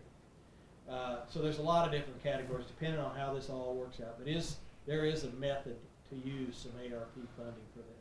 Well, I'm on the result commission, same with David, and I didn't make the meeting last night, but I watched it when I got home. We've got some hoops we gotta jump through. Exactly. To do this, which has delayed it, you know, for a while. I always thought the TIF should be a last resort for funding for this. My thing is, I think we all maybe just table this or something for a month or 2 months, whatever, and see what else falls into place, and then revisit. Paul, could I add to that? I really have an issue about using TIF money to do engineering on property technically the county doesn't own. That's my concern, because for years I've heard all of these negative things about TIF. We shouldn't have it, we shouldn't use it, we shouldn't be using it on this project, and I just don't think this is what the TIF money should be used for. If it was something that the county owned, and I know we're apples and oranges, the hospital owns the property, and Well, the hospital owns the property, which is county owned, and it also, they're in the process of transferring it to the redevelopment, or to the redevelopment commission, Commissioner authority, I mean, redevelopment authority. But as I mean, of they're right in the now, process of it's doing not. I'm telling you, Charlie, if the hospital goes belly up, the county's on the hook. Well, It's a exactly, it's county always hospital, been. and it is a county facility. But So it's not private. That ground is owned by the county and around it, not titled per se in the county's name. It's in the hospital's name, but the hospital and the county are one and the same. Well, It's a county again, facility. another complaint that I have is that I don't think the county should get involved in building homes. We have people here, developers that do it. I think our responsibility would be promoted to get a developer in and use incentives that the county council can give them to build these homes. But we're gonna say, we're gonna survey this property, and we've got other people, Caseboat, and there's another family that's got future plans to develop for housing. I'm not against building houses. We need that. That's part of our growth. But I just don't think the county should be involved in that. And now I don't really understand this deal about the tax number they were talking about. And I think I missed all your comments last night in the meeting regarding that you had some suggestions, but this who's going to take over that licensing of the, what is it, the 30? The 501c3? Yes. That was something they just talked about, and they may not even be doing that. And then the reason why they were wanting to do that was so they could, sell it as one rather than each individual parcel. And then, but I think they may even be reconsidering that. And was that your discussion? No, the way the county is required to sell real estate. You can't just, Paul wants to buy county real estate. Okay, Paul, give me 10,000, it's sold. You can't do that. You have to advertise it, put it up for sale, and allow the public to price it, bid on it, submit whatever they want to do. So it has to be a public above board type thing. The theory was that if they transferred it to a 501c3, that becomes a private entity, nonprofit, and then they can go and sell it at will without the county being involved. Now, I suggested to them, first of all, I like to keep it above board, especially when it's county money, county property, county doing everything. Regularly, they will advertise in the paper and say, we have a lot, 1, and it's going to be sold for $10,000 with the understanding you have to build a 2,000 square foot home of $300,000 value or greater, in order to participate in the purchase process. They do this, they did it, any one of these industries around here, that's how they come in and say, you got these stipulations in order to qualify to even put a bid in for it. Now, they could do that, rubber stamp, go from lot 1, 2, 3, 4, 5, and it would just be the publication requirement. It would stay within their group. County, ARP money is county, so if we participate, there's not a big question here. TIF money is county, going to county. We're not trying to wash it through, for instance, a PCDC, or in this case, a for-profit Northern Perry group, because that just falls off the table and there's no records. So that was my suggestion, keep it above board, keep it in that process, and then anyone can look at the documents and see what's going on. There's some people who are thinking that the lots will go over 10,000. That's what the hospital has to have back for the agreement. So time you put in the infrastructure, time you put in the streets, the curb, the pavement, you know, and some utilities, the lots are going to go for more than that. Who knows? There's a lot up in the air right now. We don't know. Well, my question is, just at the last commissioners meeting, there was a lot that the hospital sold to a private individual, and one of the things was they couldn't build any type of medical. So, okay, how are they doing this? That they're It's true with this also. That was some acreage, went for about $4,700 an acre, wasn't it? Yeah, it's the other on off Stone Road. So how do you distinguish that property there that the hospital can get rid of, and these lots that we're talking about? What do you mean? I mean, technically the county owns that lot too, correct? Or is it The board? The hospital. The hospital board determines that they'll sell it, and that's what they are. The board is appointed by the commissioners, I believe, if I'm correct. So the commissioners appoint the board. It's just like any other board that takes action. It's a county facility, so, and it's county property. And the bond we're on the hook for is the county. So. Okay, I'm sorry, Paul, you were making a motion. Well, normally I would abstain with David from anything that for a decision with the commission. But I like to see a table itself and let it sit for a month or 2 months. So maybe let's just got shake loose and see where we're at, then come back. Where's the TIF funds coming from? Which It's TIF? the courthouse. One. No. Yeah, this is the courthouse. Yeah. Well, That's it. and that goes something else goes. That TIF district is done in 2024, I think. 4 or 5. And there's not near enough money there to do that. Well, You're talking about additional the project itself. There's been some numbers kicked around, like upwards of $800,000 to $1 million to develop that. You know, there's not that much money in TIF, nor would the courthouse TIF generate near that. Right. But look, we passed through 85%. So, you know, so the money, the courthouse TIF won't do it. Well, What are you and talking there- about? There are other For things. that project, for the For that- Kenton Heights? Yes. Well, they're not talking about using courthouse TIF money to do that. They're- Just for this part. They're just talking about this 20,000. Down the road, you know, if that TIF is considered, if the ARP doesn't go through, if the Ready grant doesn't go through, money has to come somewhere. I think what the plan is, and I'm not on that group, I'm just speaking what I've observed. I think their intention is to get the engineering completed, and that's what this 20,000 is for. Aaron sat up there tonight and said, if you don't have a ready project, you're not applicable to get ready funds. So if they don't do the engineering, they can just take themselves off the This ready will be grant. dead. Yeah. It's done. This will dead. And I think that's their intent with doing this now. I don't, because I know there was some discussion about if there's a match required, that the ARP funds could potentially be used for something like that to match the Ready grant to get this thing and make it happen. But I think if they don't go through with the engineering, she can mark them off the list. Mhm. And I think that, you know, I'm anything we can do to help the private people, keep them going, and more housing lots and that. The one Highlands out there looks like it's getting near built out, which is great. That brings people here, that brings workers here, that brings new blood here. Whatever we can do to support them, but I don't want to be objectionable to that. Yeah. Wait a minute. I got in trouble over this here at the ARP committee. So David, as the president. Oh. Can I say something? Yeah. Okay. So I will say that with the Ready program, there was when they first did the Ready program, they had a lot of line items in there for a lot of different projects, right? And then they realized that this falls under a lot of the same rules that the ARP does, and so the state themselves actually went back and went, oops, and red line and green line stuff.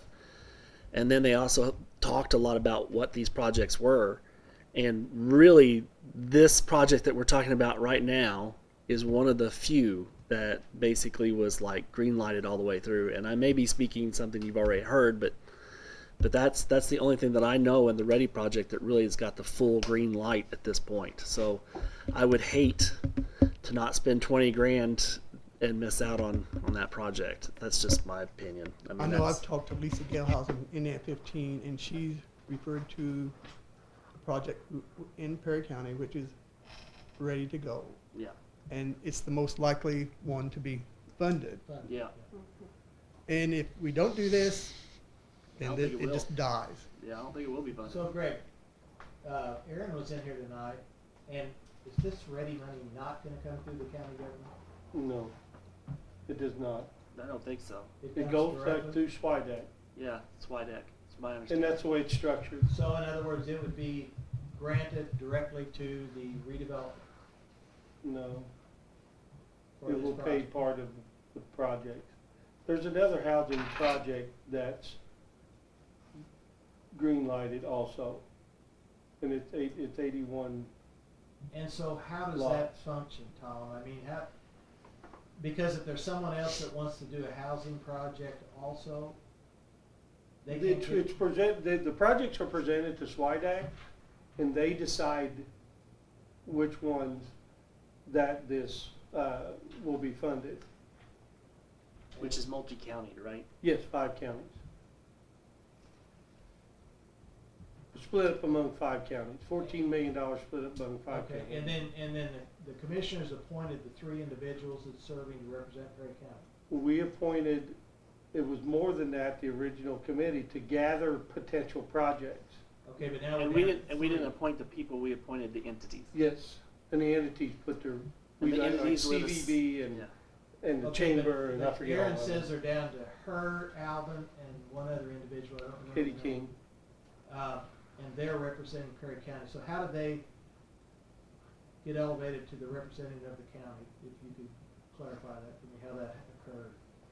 Well, those 3 individuals were picked by those entities. I don't know why the other entities don't have a representative inside there. I can tell you that. I don't know that. I would have to find that They're out. not making the decision though. They're bringing projects to SWIDAC. So who's making the decision on SWIDAC? SWIDAC. Who is SWIDAC? I mean, they're not they're not part of SWIDAC? Those We're- 3? We belong to it, but those 3 are not members of SWIDAC. No, they're not the board. And I can't tell you who that board is. I mean, I don't have that in front of me, but it's not local people. It's interesting.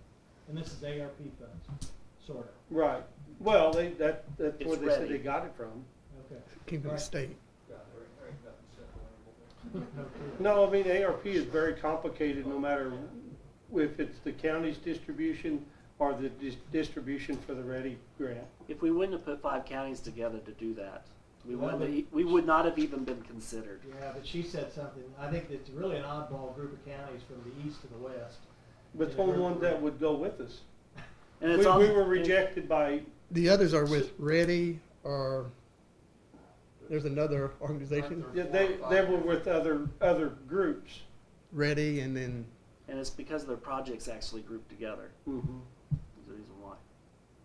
We were probably lucky to have a group. Ready. What's the other name? Oh, the other groups, there's a whole lot of them. Du Bois County's in. Yeah, Du Bois is.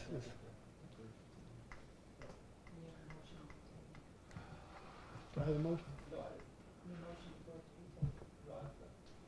We didn't get a second. Did you make that one? Well, okay, I'll I just got in town. Oh, I was in Pennsylvania. No, because normally, it It was just directly, conversation. I'll get more conversation, because I don't know that stands for voting.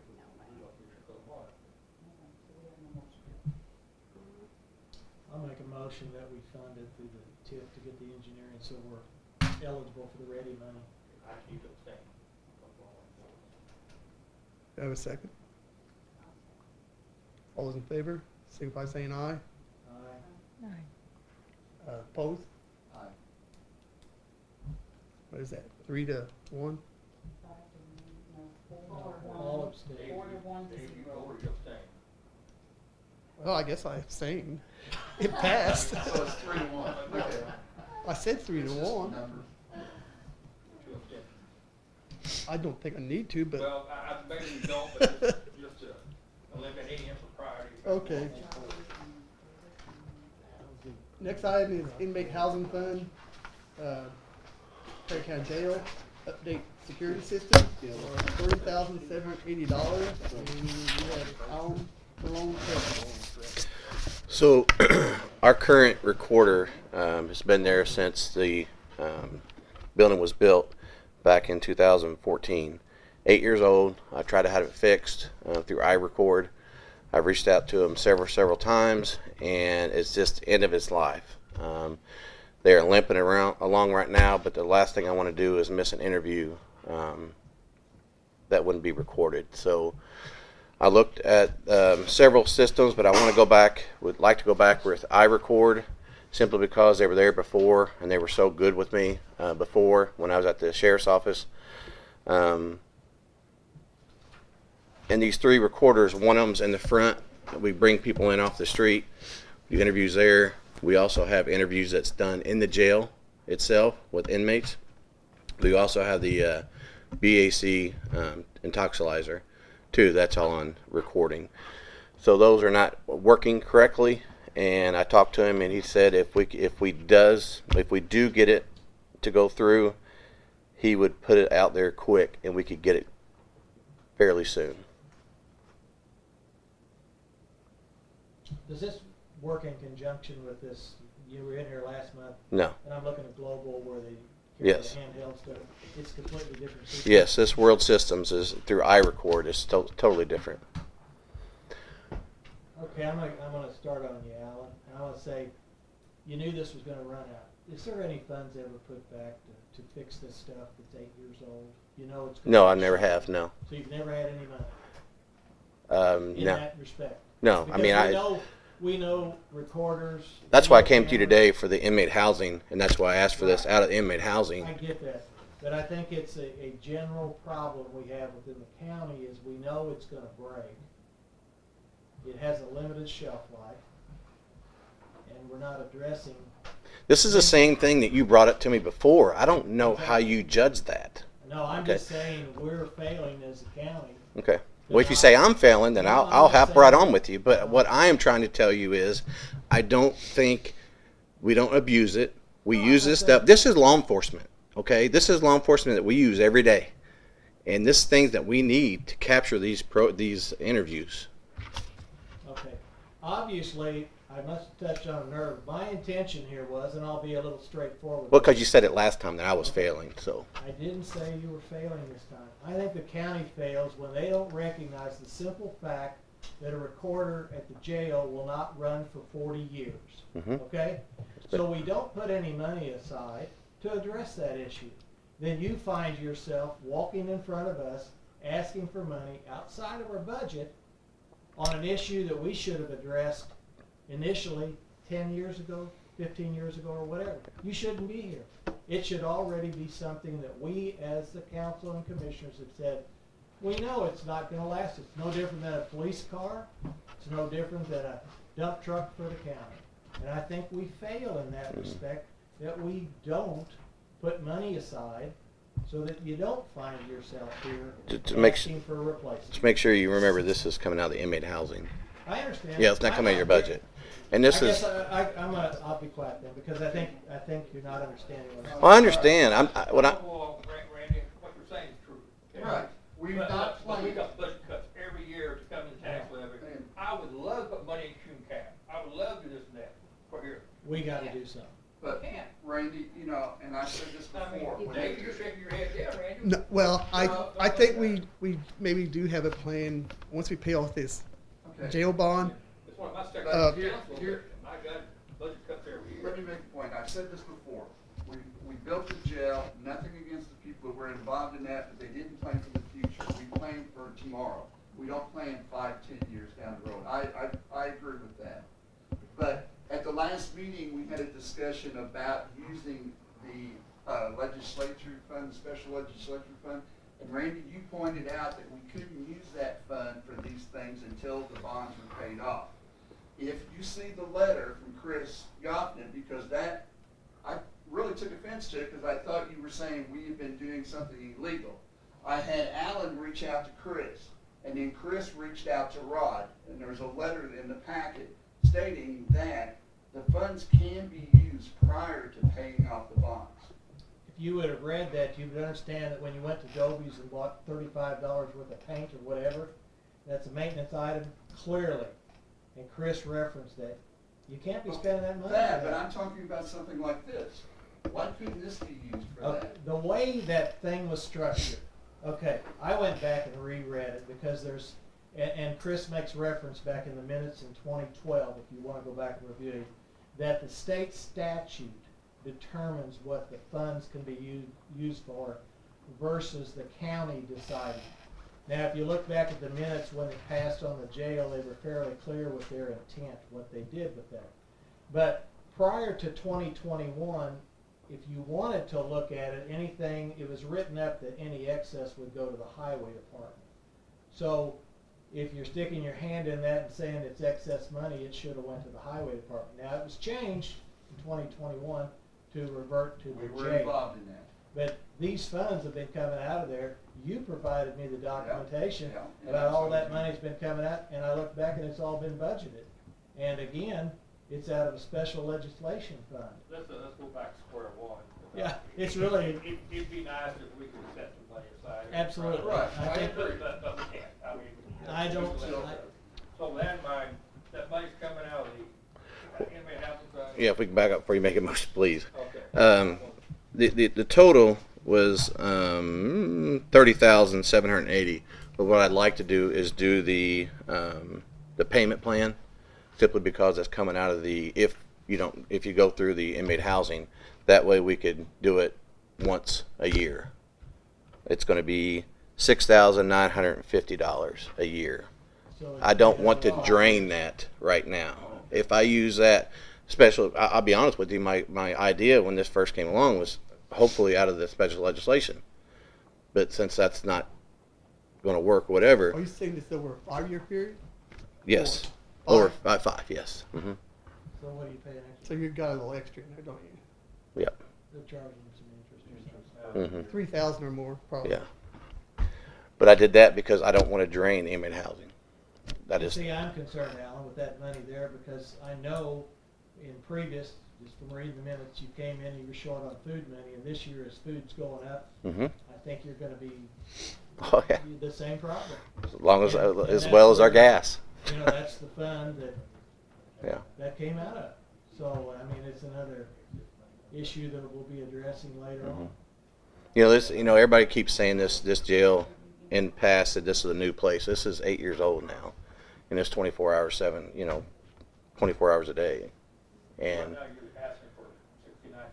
well, if you go, yes. I mean, I'd like to do the whole thing, but I know it's going to be more in the long, with But I figured that's the way I could get it, and it wouldn't cost the county anything. It was come out of that inmate housing,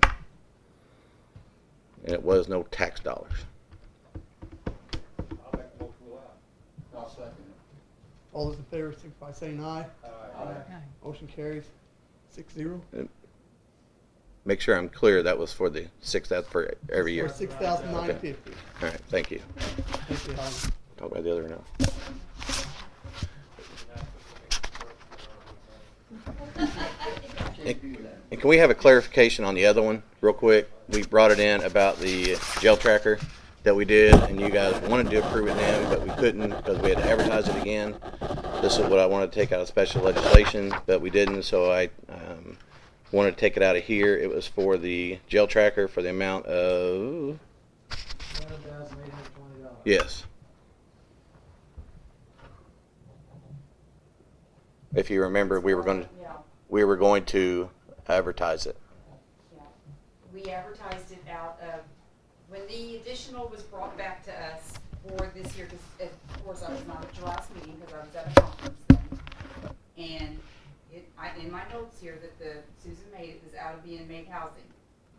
When we were asked to get the new additional for this, we ended up getting the one for the 30,000. She thought it was the same thing because it just said security systems updates. So she didn't question that it was different or that the amount was higher. Okay, so this here did not get re-advertised under inmate housing. So more or less, if we're not going to pay this out of lit special legislation, which I think should be able to come out of there, we're going to have to at least have an intent so we can go, he can get this jail tractor going, and we put it on for the May council meeting. So you need an intent for this 11/8/20. I mean, I think it, according to all the information I've read and stuff too, I think it should be able to come out of lit special legislation, but if you're not going to allow that, then we need the intent, because this way he can get this. Well, I'll make a motion that we take it out of the special legislature. If it gets voted down, then somebody can make another motion. What's for the choices? Taking it out of the inmate housing as we originally agreed to. That's something that short. Well, it takes it down again. I mean, he's, by taking only 6,900 versus 30,000. I was at, when I first looked at it, I had the same assumption. We had a 11,000 that turned into a 30,000 on security. And that was my question, because I went back and looked at it then. And we So didn't realize it until me and him were two looking different at it and vendors. realized what happened, so. So, I did the same thing. I made the motion. You've got a It's motion. gonna fail. They're taking it out of special, Take out lit. special legislature. I'll second. My comment on that is we keep going to the well, and that's what needs to fix things, not run daily business. All those in favor? Signify by saying aye. Opposed? Aye. Aye. So what was that? 4 to 2, 3, 4 4 to to 2. 2.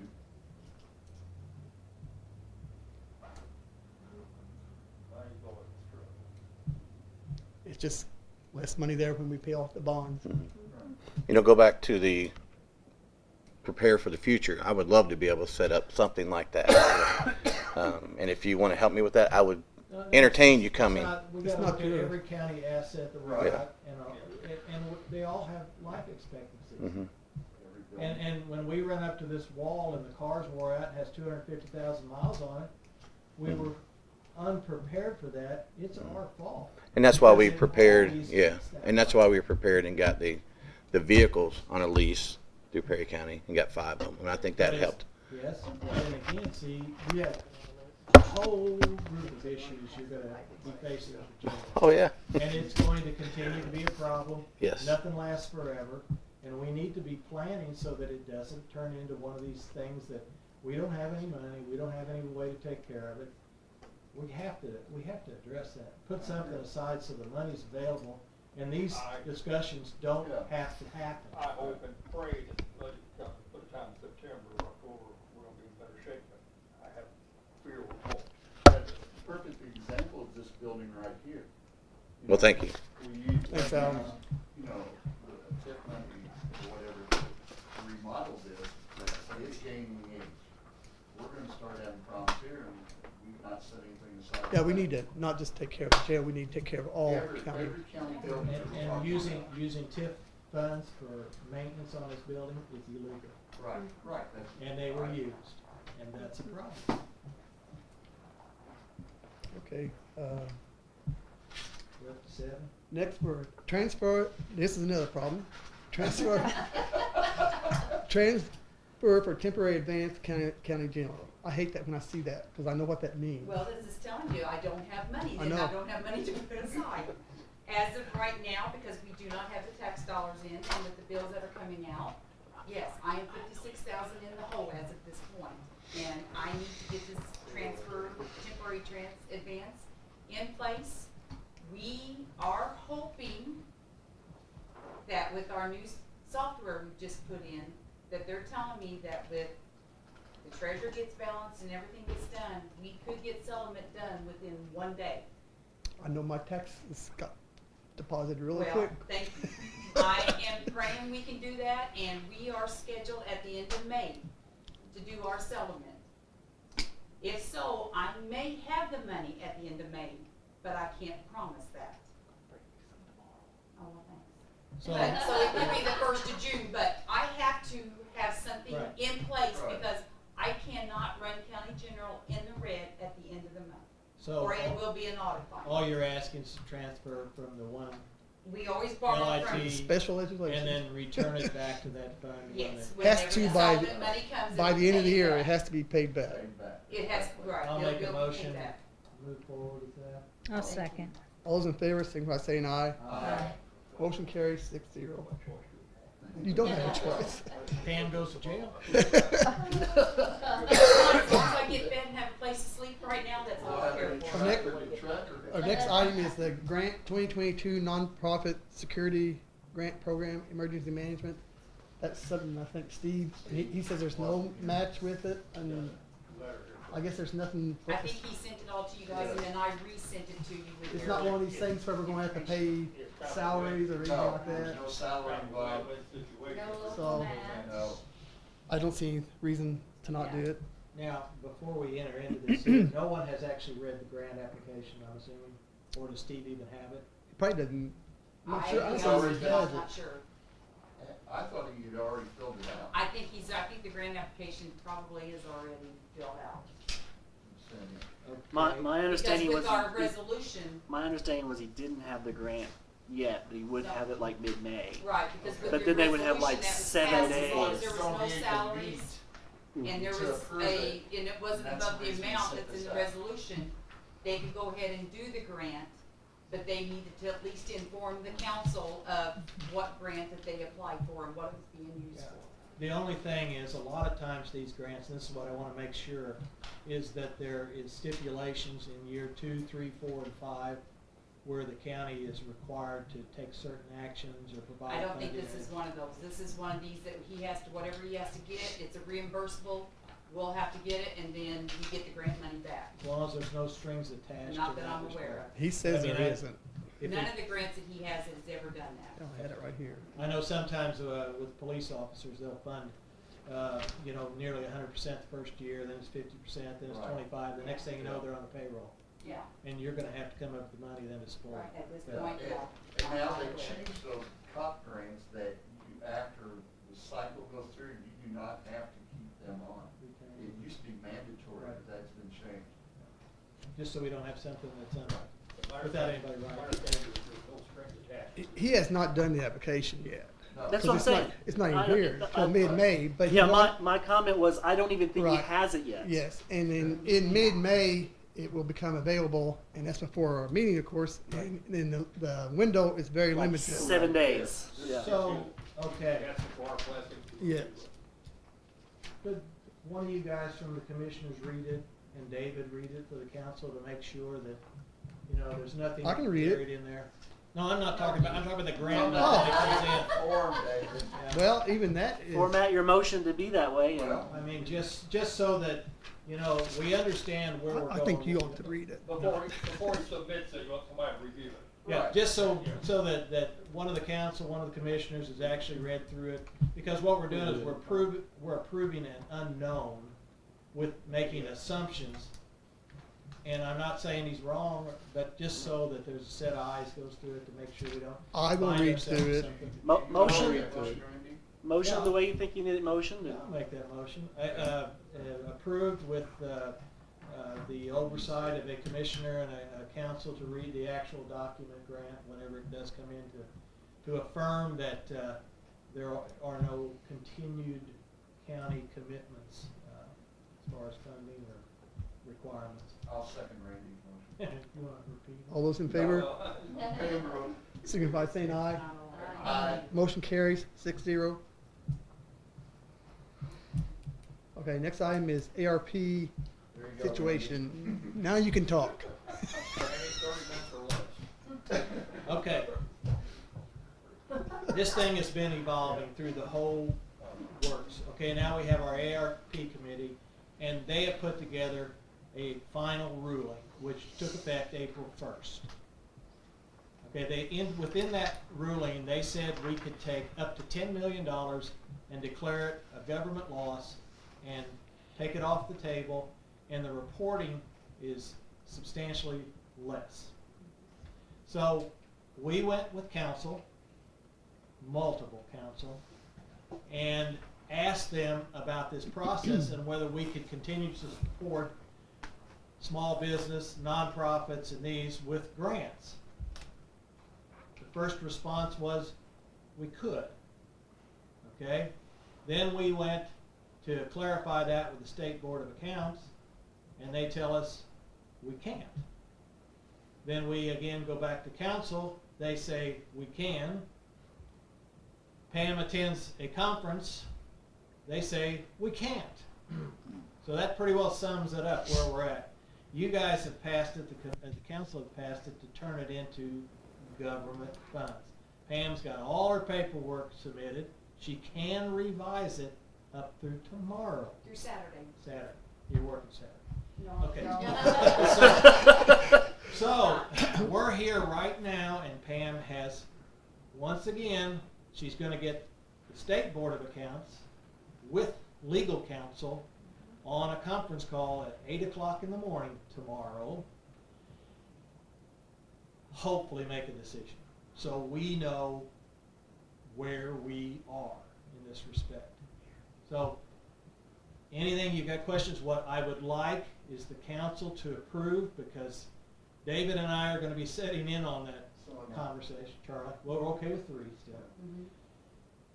That you would allow us to make the decision, the group of 3 of us, as to which way we need to proceed after we get through this conference call. And I don't know, you know, what Pam came back and reported is if we're going to support small business and the nonprofits, we're going to have to leave it in that bucket. Then we're going to have to work underneath the ARP rules that the federal government pushed down. And then we can take a portion of it and take it governmental, which it has to support government services or things that government does. So I'm not sure. We have got somewhat commitment, about $260,000, and we're still working on the rest of it. But I don't know how this is all going to shake out. Can I elaborate a little bit more? Sure, have at it. We're talking with Ricky Hoffner from State Board of Accounts, because she made a statement about the nonprofits and the grants to small businesses, that those fall under bucket 1 as far as emergency public health thing, which is where the plan is right now, designating the 1.2 million plus the 6,000 that we have the community foundation doing the grants. My understanding is, because she asked, because I even asked her if we could just amend the plan to put that portion that we've got in bucket 1 down to government loss. But she questioned me, why are we giving the money out to small businesses? And I said, we're doing it because of their loss of revenue through the pandemic. And she said, then we cannot change it. That has to be applied in bucket 1. So then the factor comes down that as well, the plan is set, and how we reported it are 2 different things. So that will be an audit issue, which will cause a finding for the county and a possible payback. And I'll be honest, my stomach dropped, because I'm like, we don't need this.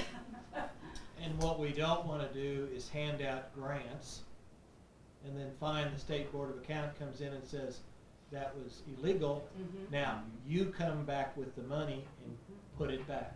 Yes. And so therein lies our issue. And I think we're going to have a lot of questions in the morning, and we need to ask them, so we are definitely clear on what we need to do. I thought we had a good meeting the last time. We thought we did too. I thought we had it all settled, to tell you the truth. We thought But we did State too. Board of Accounts wasn't I know part of that. To give, What we would, if Charlie's going to attend, the 3 of us, to make a decision. the right to make a decision. I'll make that motion, or if you vote for Kent, whatever, but I mentioned earlier in the evening, appreciate Sherry Flint this afternoon too, see. And Aaron. Aaron, appreciate everybody's effort. I know you spent a lot of time on this.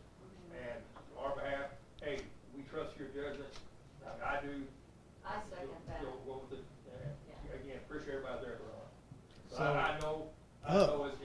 within a cluster.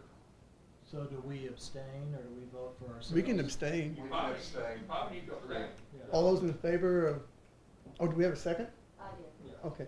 All those in favor of Paul's motion that would allow Randy and myself and Charlie to decide how to go forward with this, signify by saying aye. Aye.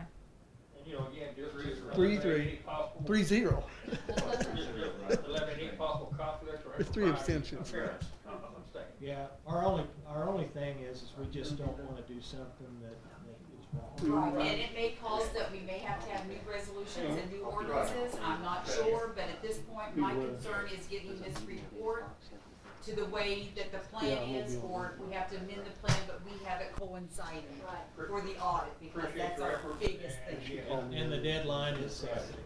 Yes, There's no way of that being extended or anything. is there? no, because as she commented several times today, you have 2 days to get that report in. I don't know if Randy heard Several that. times they commented this morning, so. So is it doable as far as fixing it? I hope so. I mean, we can go in and amend it, we do know that. I'm just hoping that we can figure out what all we have to do when we get in there. And hopefully to make State it Board of fix. Accounts can help us decide that? Or what? Well, we haven't expended any of it, so it would just be an obligation right now on that. But our plan does say that it is obligated there, so it's not matching what I have reported, and that's our biggest issue right now. I hope they can't get him over. Okay, I mean, I mean, they started out with just throwing some regulations out, and they keep refine them and change them and do them, and then people think that the board, the ARP committee is doing this. In reality, I mean, we're just trying to follow the rules. that's why I feel always like a say, yo-yo. Okay, we got one. right to life, the right to bear arms, and less government. Okay, our next item is pay off jail bonds. I mentioned this last meeting, and I said something about having Jason Simler come to a meeting or something. I don't know if we have to have that, or if we just do it maybe with a phone call or something to get this started. What do you have to say Well, about? my whole thing is that we're gonna be able to refund them in August, okay? The money's all earmarked for that. There's plenty of money to do it today. So what I think we should just call it, we don't need him to come down here and charge us to come down a ton, but if we're on board with paying these off, tell him to put the paperwork together, whatever it is, and we'll pay them off, and we'll eliminate the .50 tax that pays for it, because it is strictly for that jail. Now, in doing that, getting back to what I was talking about earlier, I would like for us to look at, and I think it brings in $2 million.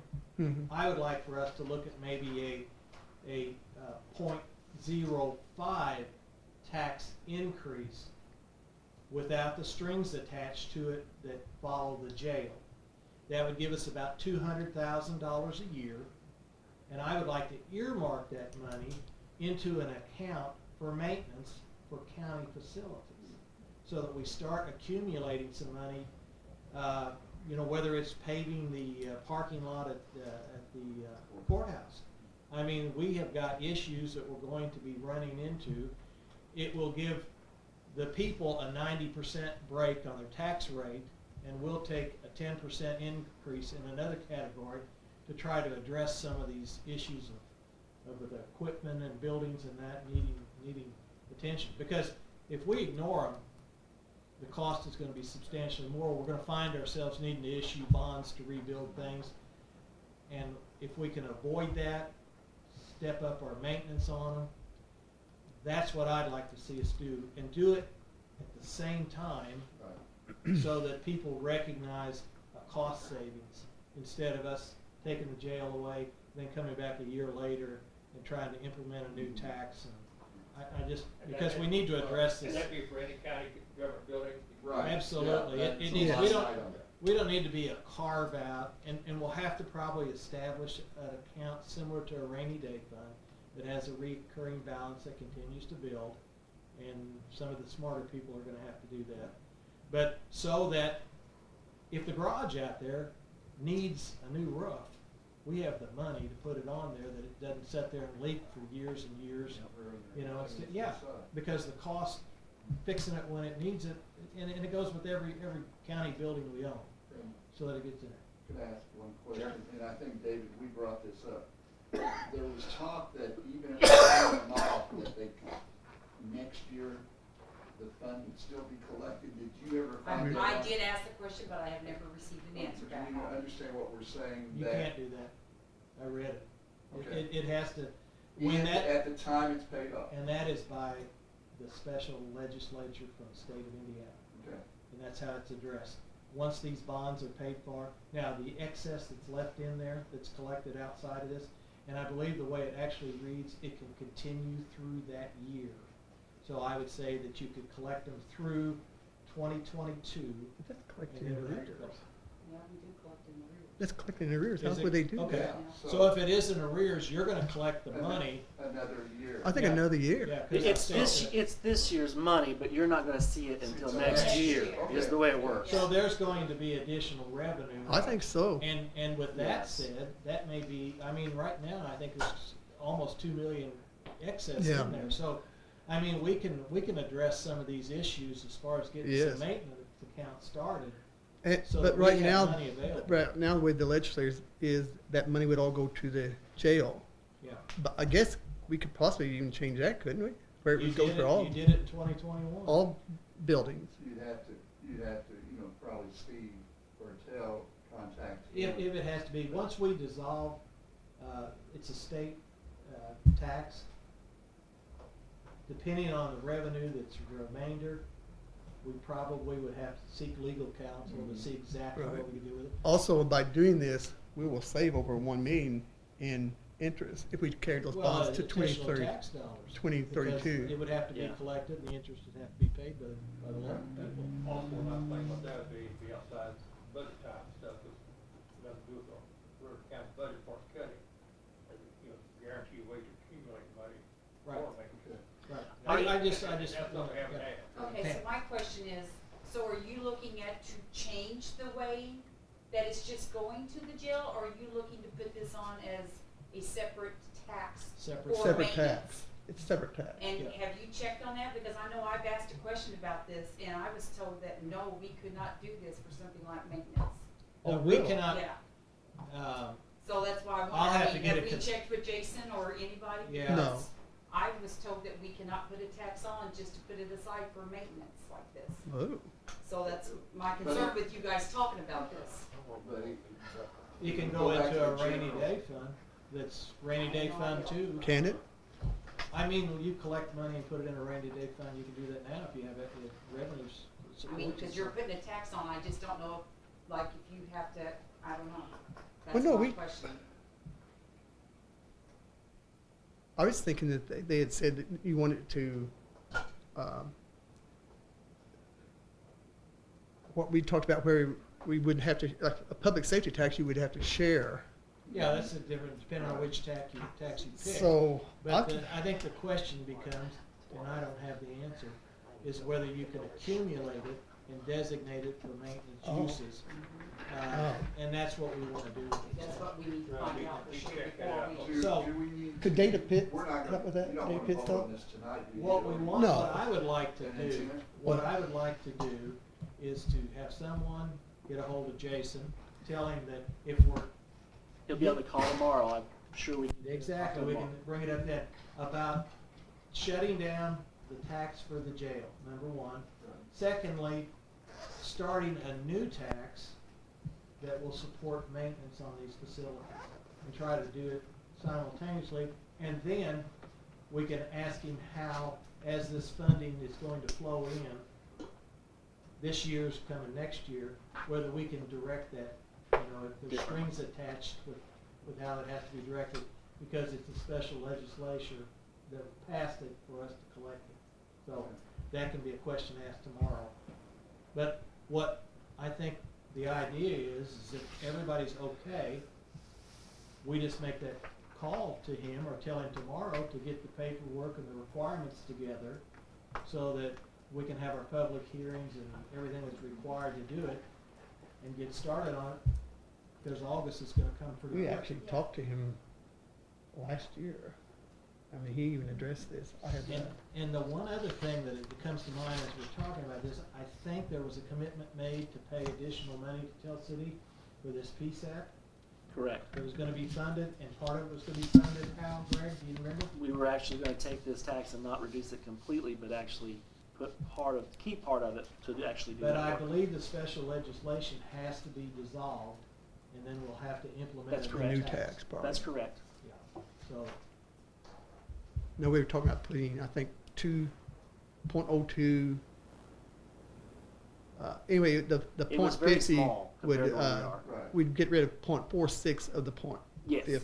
Yes. so if that was the case, then you're looking at you think 0.02 or 0.04? We were doing two. 0.02, one was going to public safety, and the other was going to certified shares, or I can't remember, David. Certified shares goes into county general. I thought, I got the paperwork at home. did we specify that? Do you have the dispatch? paperwork, what you agreed to? Well, that's I not an actually have agreement. it. I just got an No, email. that I was- got an email which had the information that was being shared with the council when they presented it.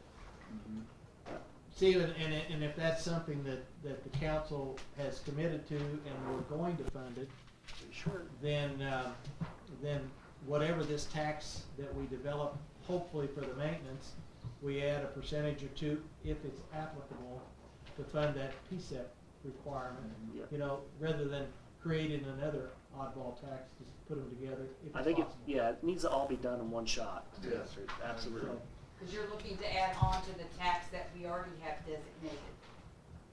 For the PSAP. PSAP 911. Yes, yes. Because we already have some And, designated. and so you're David's looking to add right. on to it. David's right. There was two splits to that. I think there was part was Oh. PSAP and there was another part that was something else, but I can't remember. what that it other was. part came from the replacement. Yes, property tax yes, replacement property credit. tax, yes. It's We're for using that. that Now, money now we is are going using to. that. and But then once we paid off the about bonds, 600,000 we were gonna have another 0.02 to that. to going to PSAP also. Yes. And then another 0.02 was going to, I'm thinking it was like certified shares, which would be Which general. would go into county general. But it's in, you're talking 0.05. I didn't think you'd be in favor of doing it even, to be honest. So. I'd rather fix it than rebuild it. I don't. Exactly. And I'm not sure, is 0.05 enough?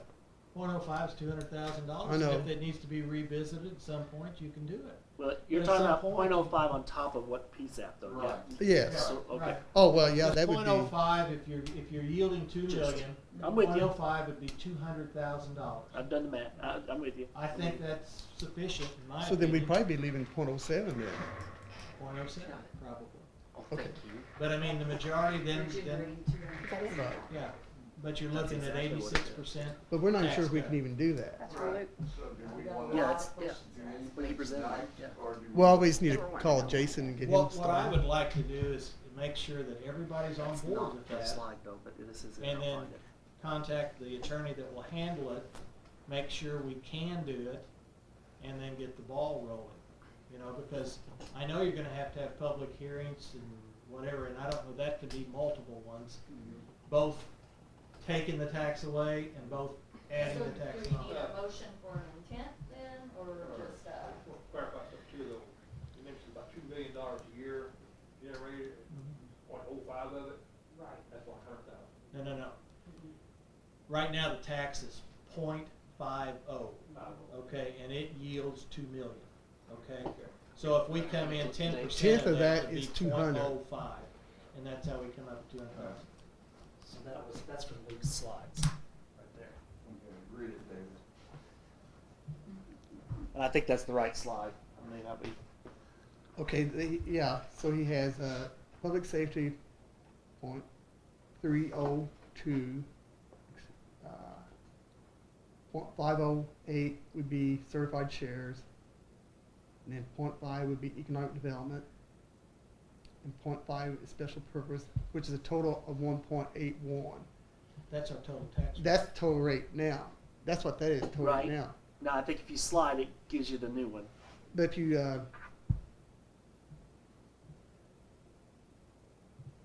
He has both in there. So the next one should be having special legislation come off Mhm. and whatever is redirected. Yeah, and, I had a discussion with that guy you gave me that data pit stop. guy. Darren Bates. Very I'm not knowledgeable. seeing that. He was pointing Very, me in. he told me that you had talked to him. He, he's an Did you asset. go backwards or Oh, wait a minute. You gotta go backwards. Here, oh, we do? Yeah, you have to go backwards from the slide you were on to see it. I figured, Randy, he could give you the answer if you needed it. Yeah, and that's a really nice site. I mean, it's nice. It's worth our $4,000. Oh, yeah, yeah. And then, Well, it's in you know, his here, I knowledge of 'cause the I- tax rates and how they impact you is Yeah, Up there. he's I'm sometimes not way seeing over it. my I head. didn't either. I thought I saw it in it. Let me, I'll play through if I find it. but it's, do we have a commitment with Tell City? Does that, I mean, what is the, I don't know. That's it. Okay, that's that. Yearly negotiation. Yeah, I know that the county came up with additional funds this year. Do they have a commitment for next year? Not yet.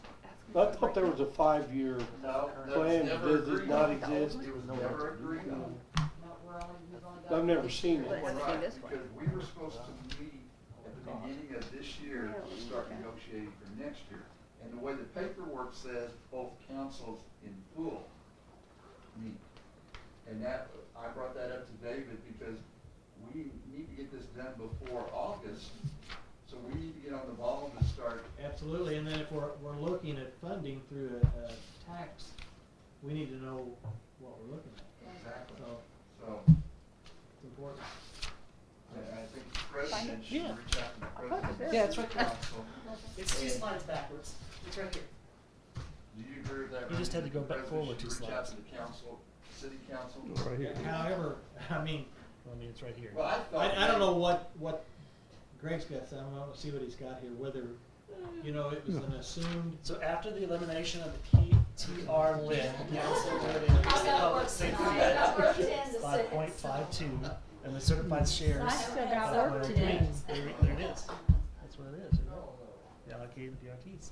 I actually Rates just of got up right before it came, 0.846. so.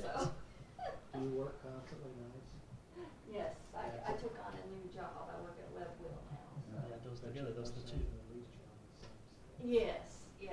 See, it's 1.35 because Thursday? we were 1.81. So you take off 1.31, then you add 0.02, and it comes back to 1.35. That's what I'm saying. These two come off, Right. and you're putting these basically on, is what you're doing. Well, the homestead, property tax relief is off already. Right, but I mean, but in the original plan, that's the two things that we eliminated, was those Right. two. And then we those added the two. 0.02. So those are the two you're. So it was the certified chairs and the public safety. So it was. So we didn't have to do any of this. The public safety was saying that. So your memory is good, what you said. I don't know if I did a good job or not. But David, was the public safety paying for the dispatch, extra money coming out, is that what the plan was? I would believe so. Well, I think it yeah. was Yeah, I designated thought for so, anything else, it was that's how it's $4.99. designated, but. And what wanna make was that sure. rate that he was putting there, 0.02? He was adding .02 Yeah, extra to 0.02. Okay, so we'd be looking, if we adopted a .05 for maintenance and added a .02 to that, we'd be looking at a .07. Well, actually, he had another 0.02 to go into certified shares. Right, so you're. So looking it'd actually at be 0.09. 0.09. So what is that being directed towards? It goes to county general Yeah. to help fund your General fund and salary. Whatever that is. I'll donate that back. That was, Certified shares just goes into county general. it was just a It's- way of kind of increase, because we're struggling all the time. You would want to go to 0.09? I was thinking What is it 0.1, right now? Yeah, it's 0.5. 0.50, 0.50. yes. .50. And so if you get it up to 0.9, you're getting close to 20%, so you're getting an 80% tax break. Slightly more I don't know. than that. I'm like you. Something to think about. Just go with one, even. But we got 181 right now. Better to go Eh, higher not now be done with. 181 would be- Well, doing it at a time where cutting, You would end up with yeah, Yeah. we're- yeah, 1.43. doing it while we're cutting the jail out. will We make take it away a lot more 0.5. Palatable than a year later when you try Right. to- So we'd be 0.41. Then come back up here, bumps up this. No. Yes, flat. Maybe Do we it go- now, be done with it. If we go to 140, we'd be taking in .09, added back, correct? That's what I would, I thought 0.43, because 1.35 is where we landed with the PSAP.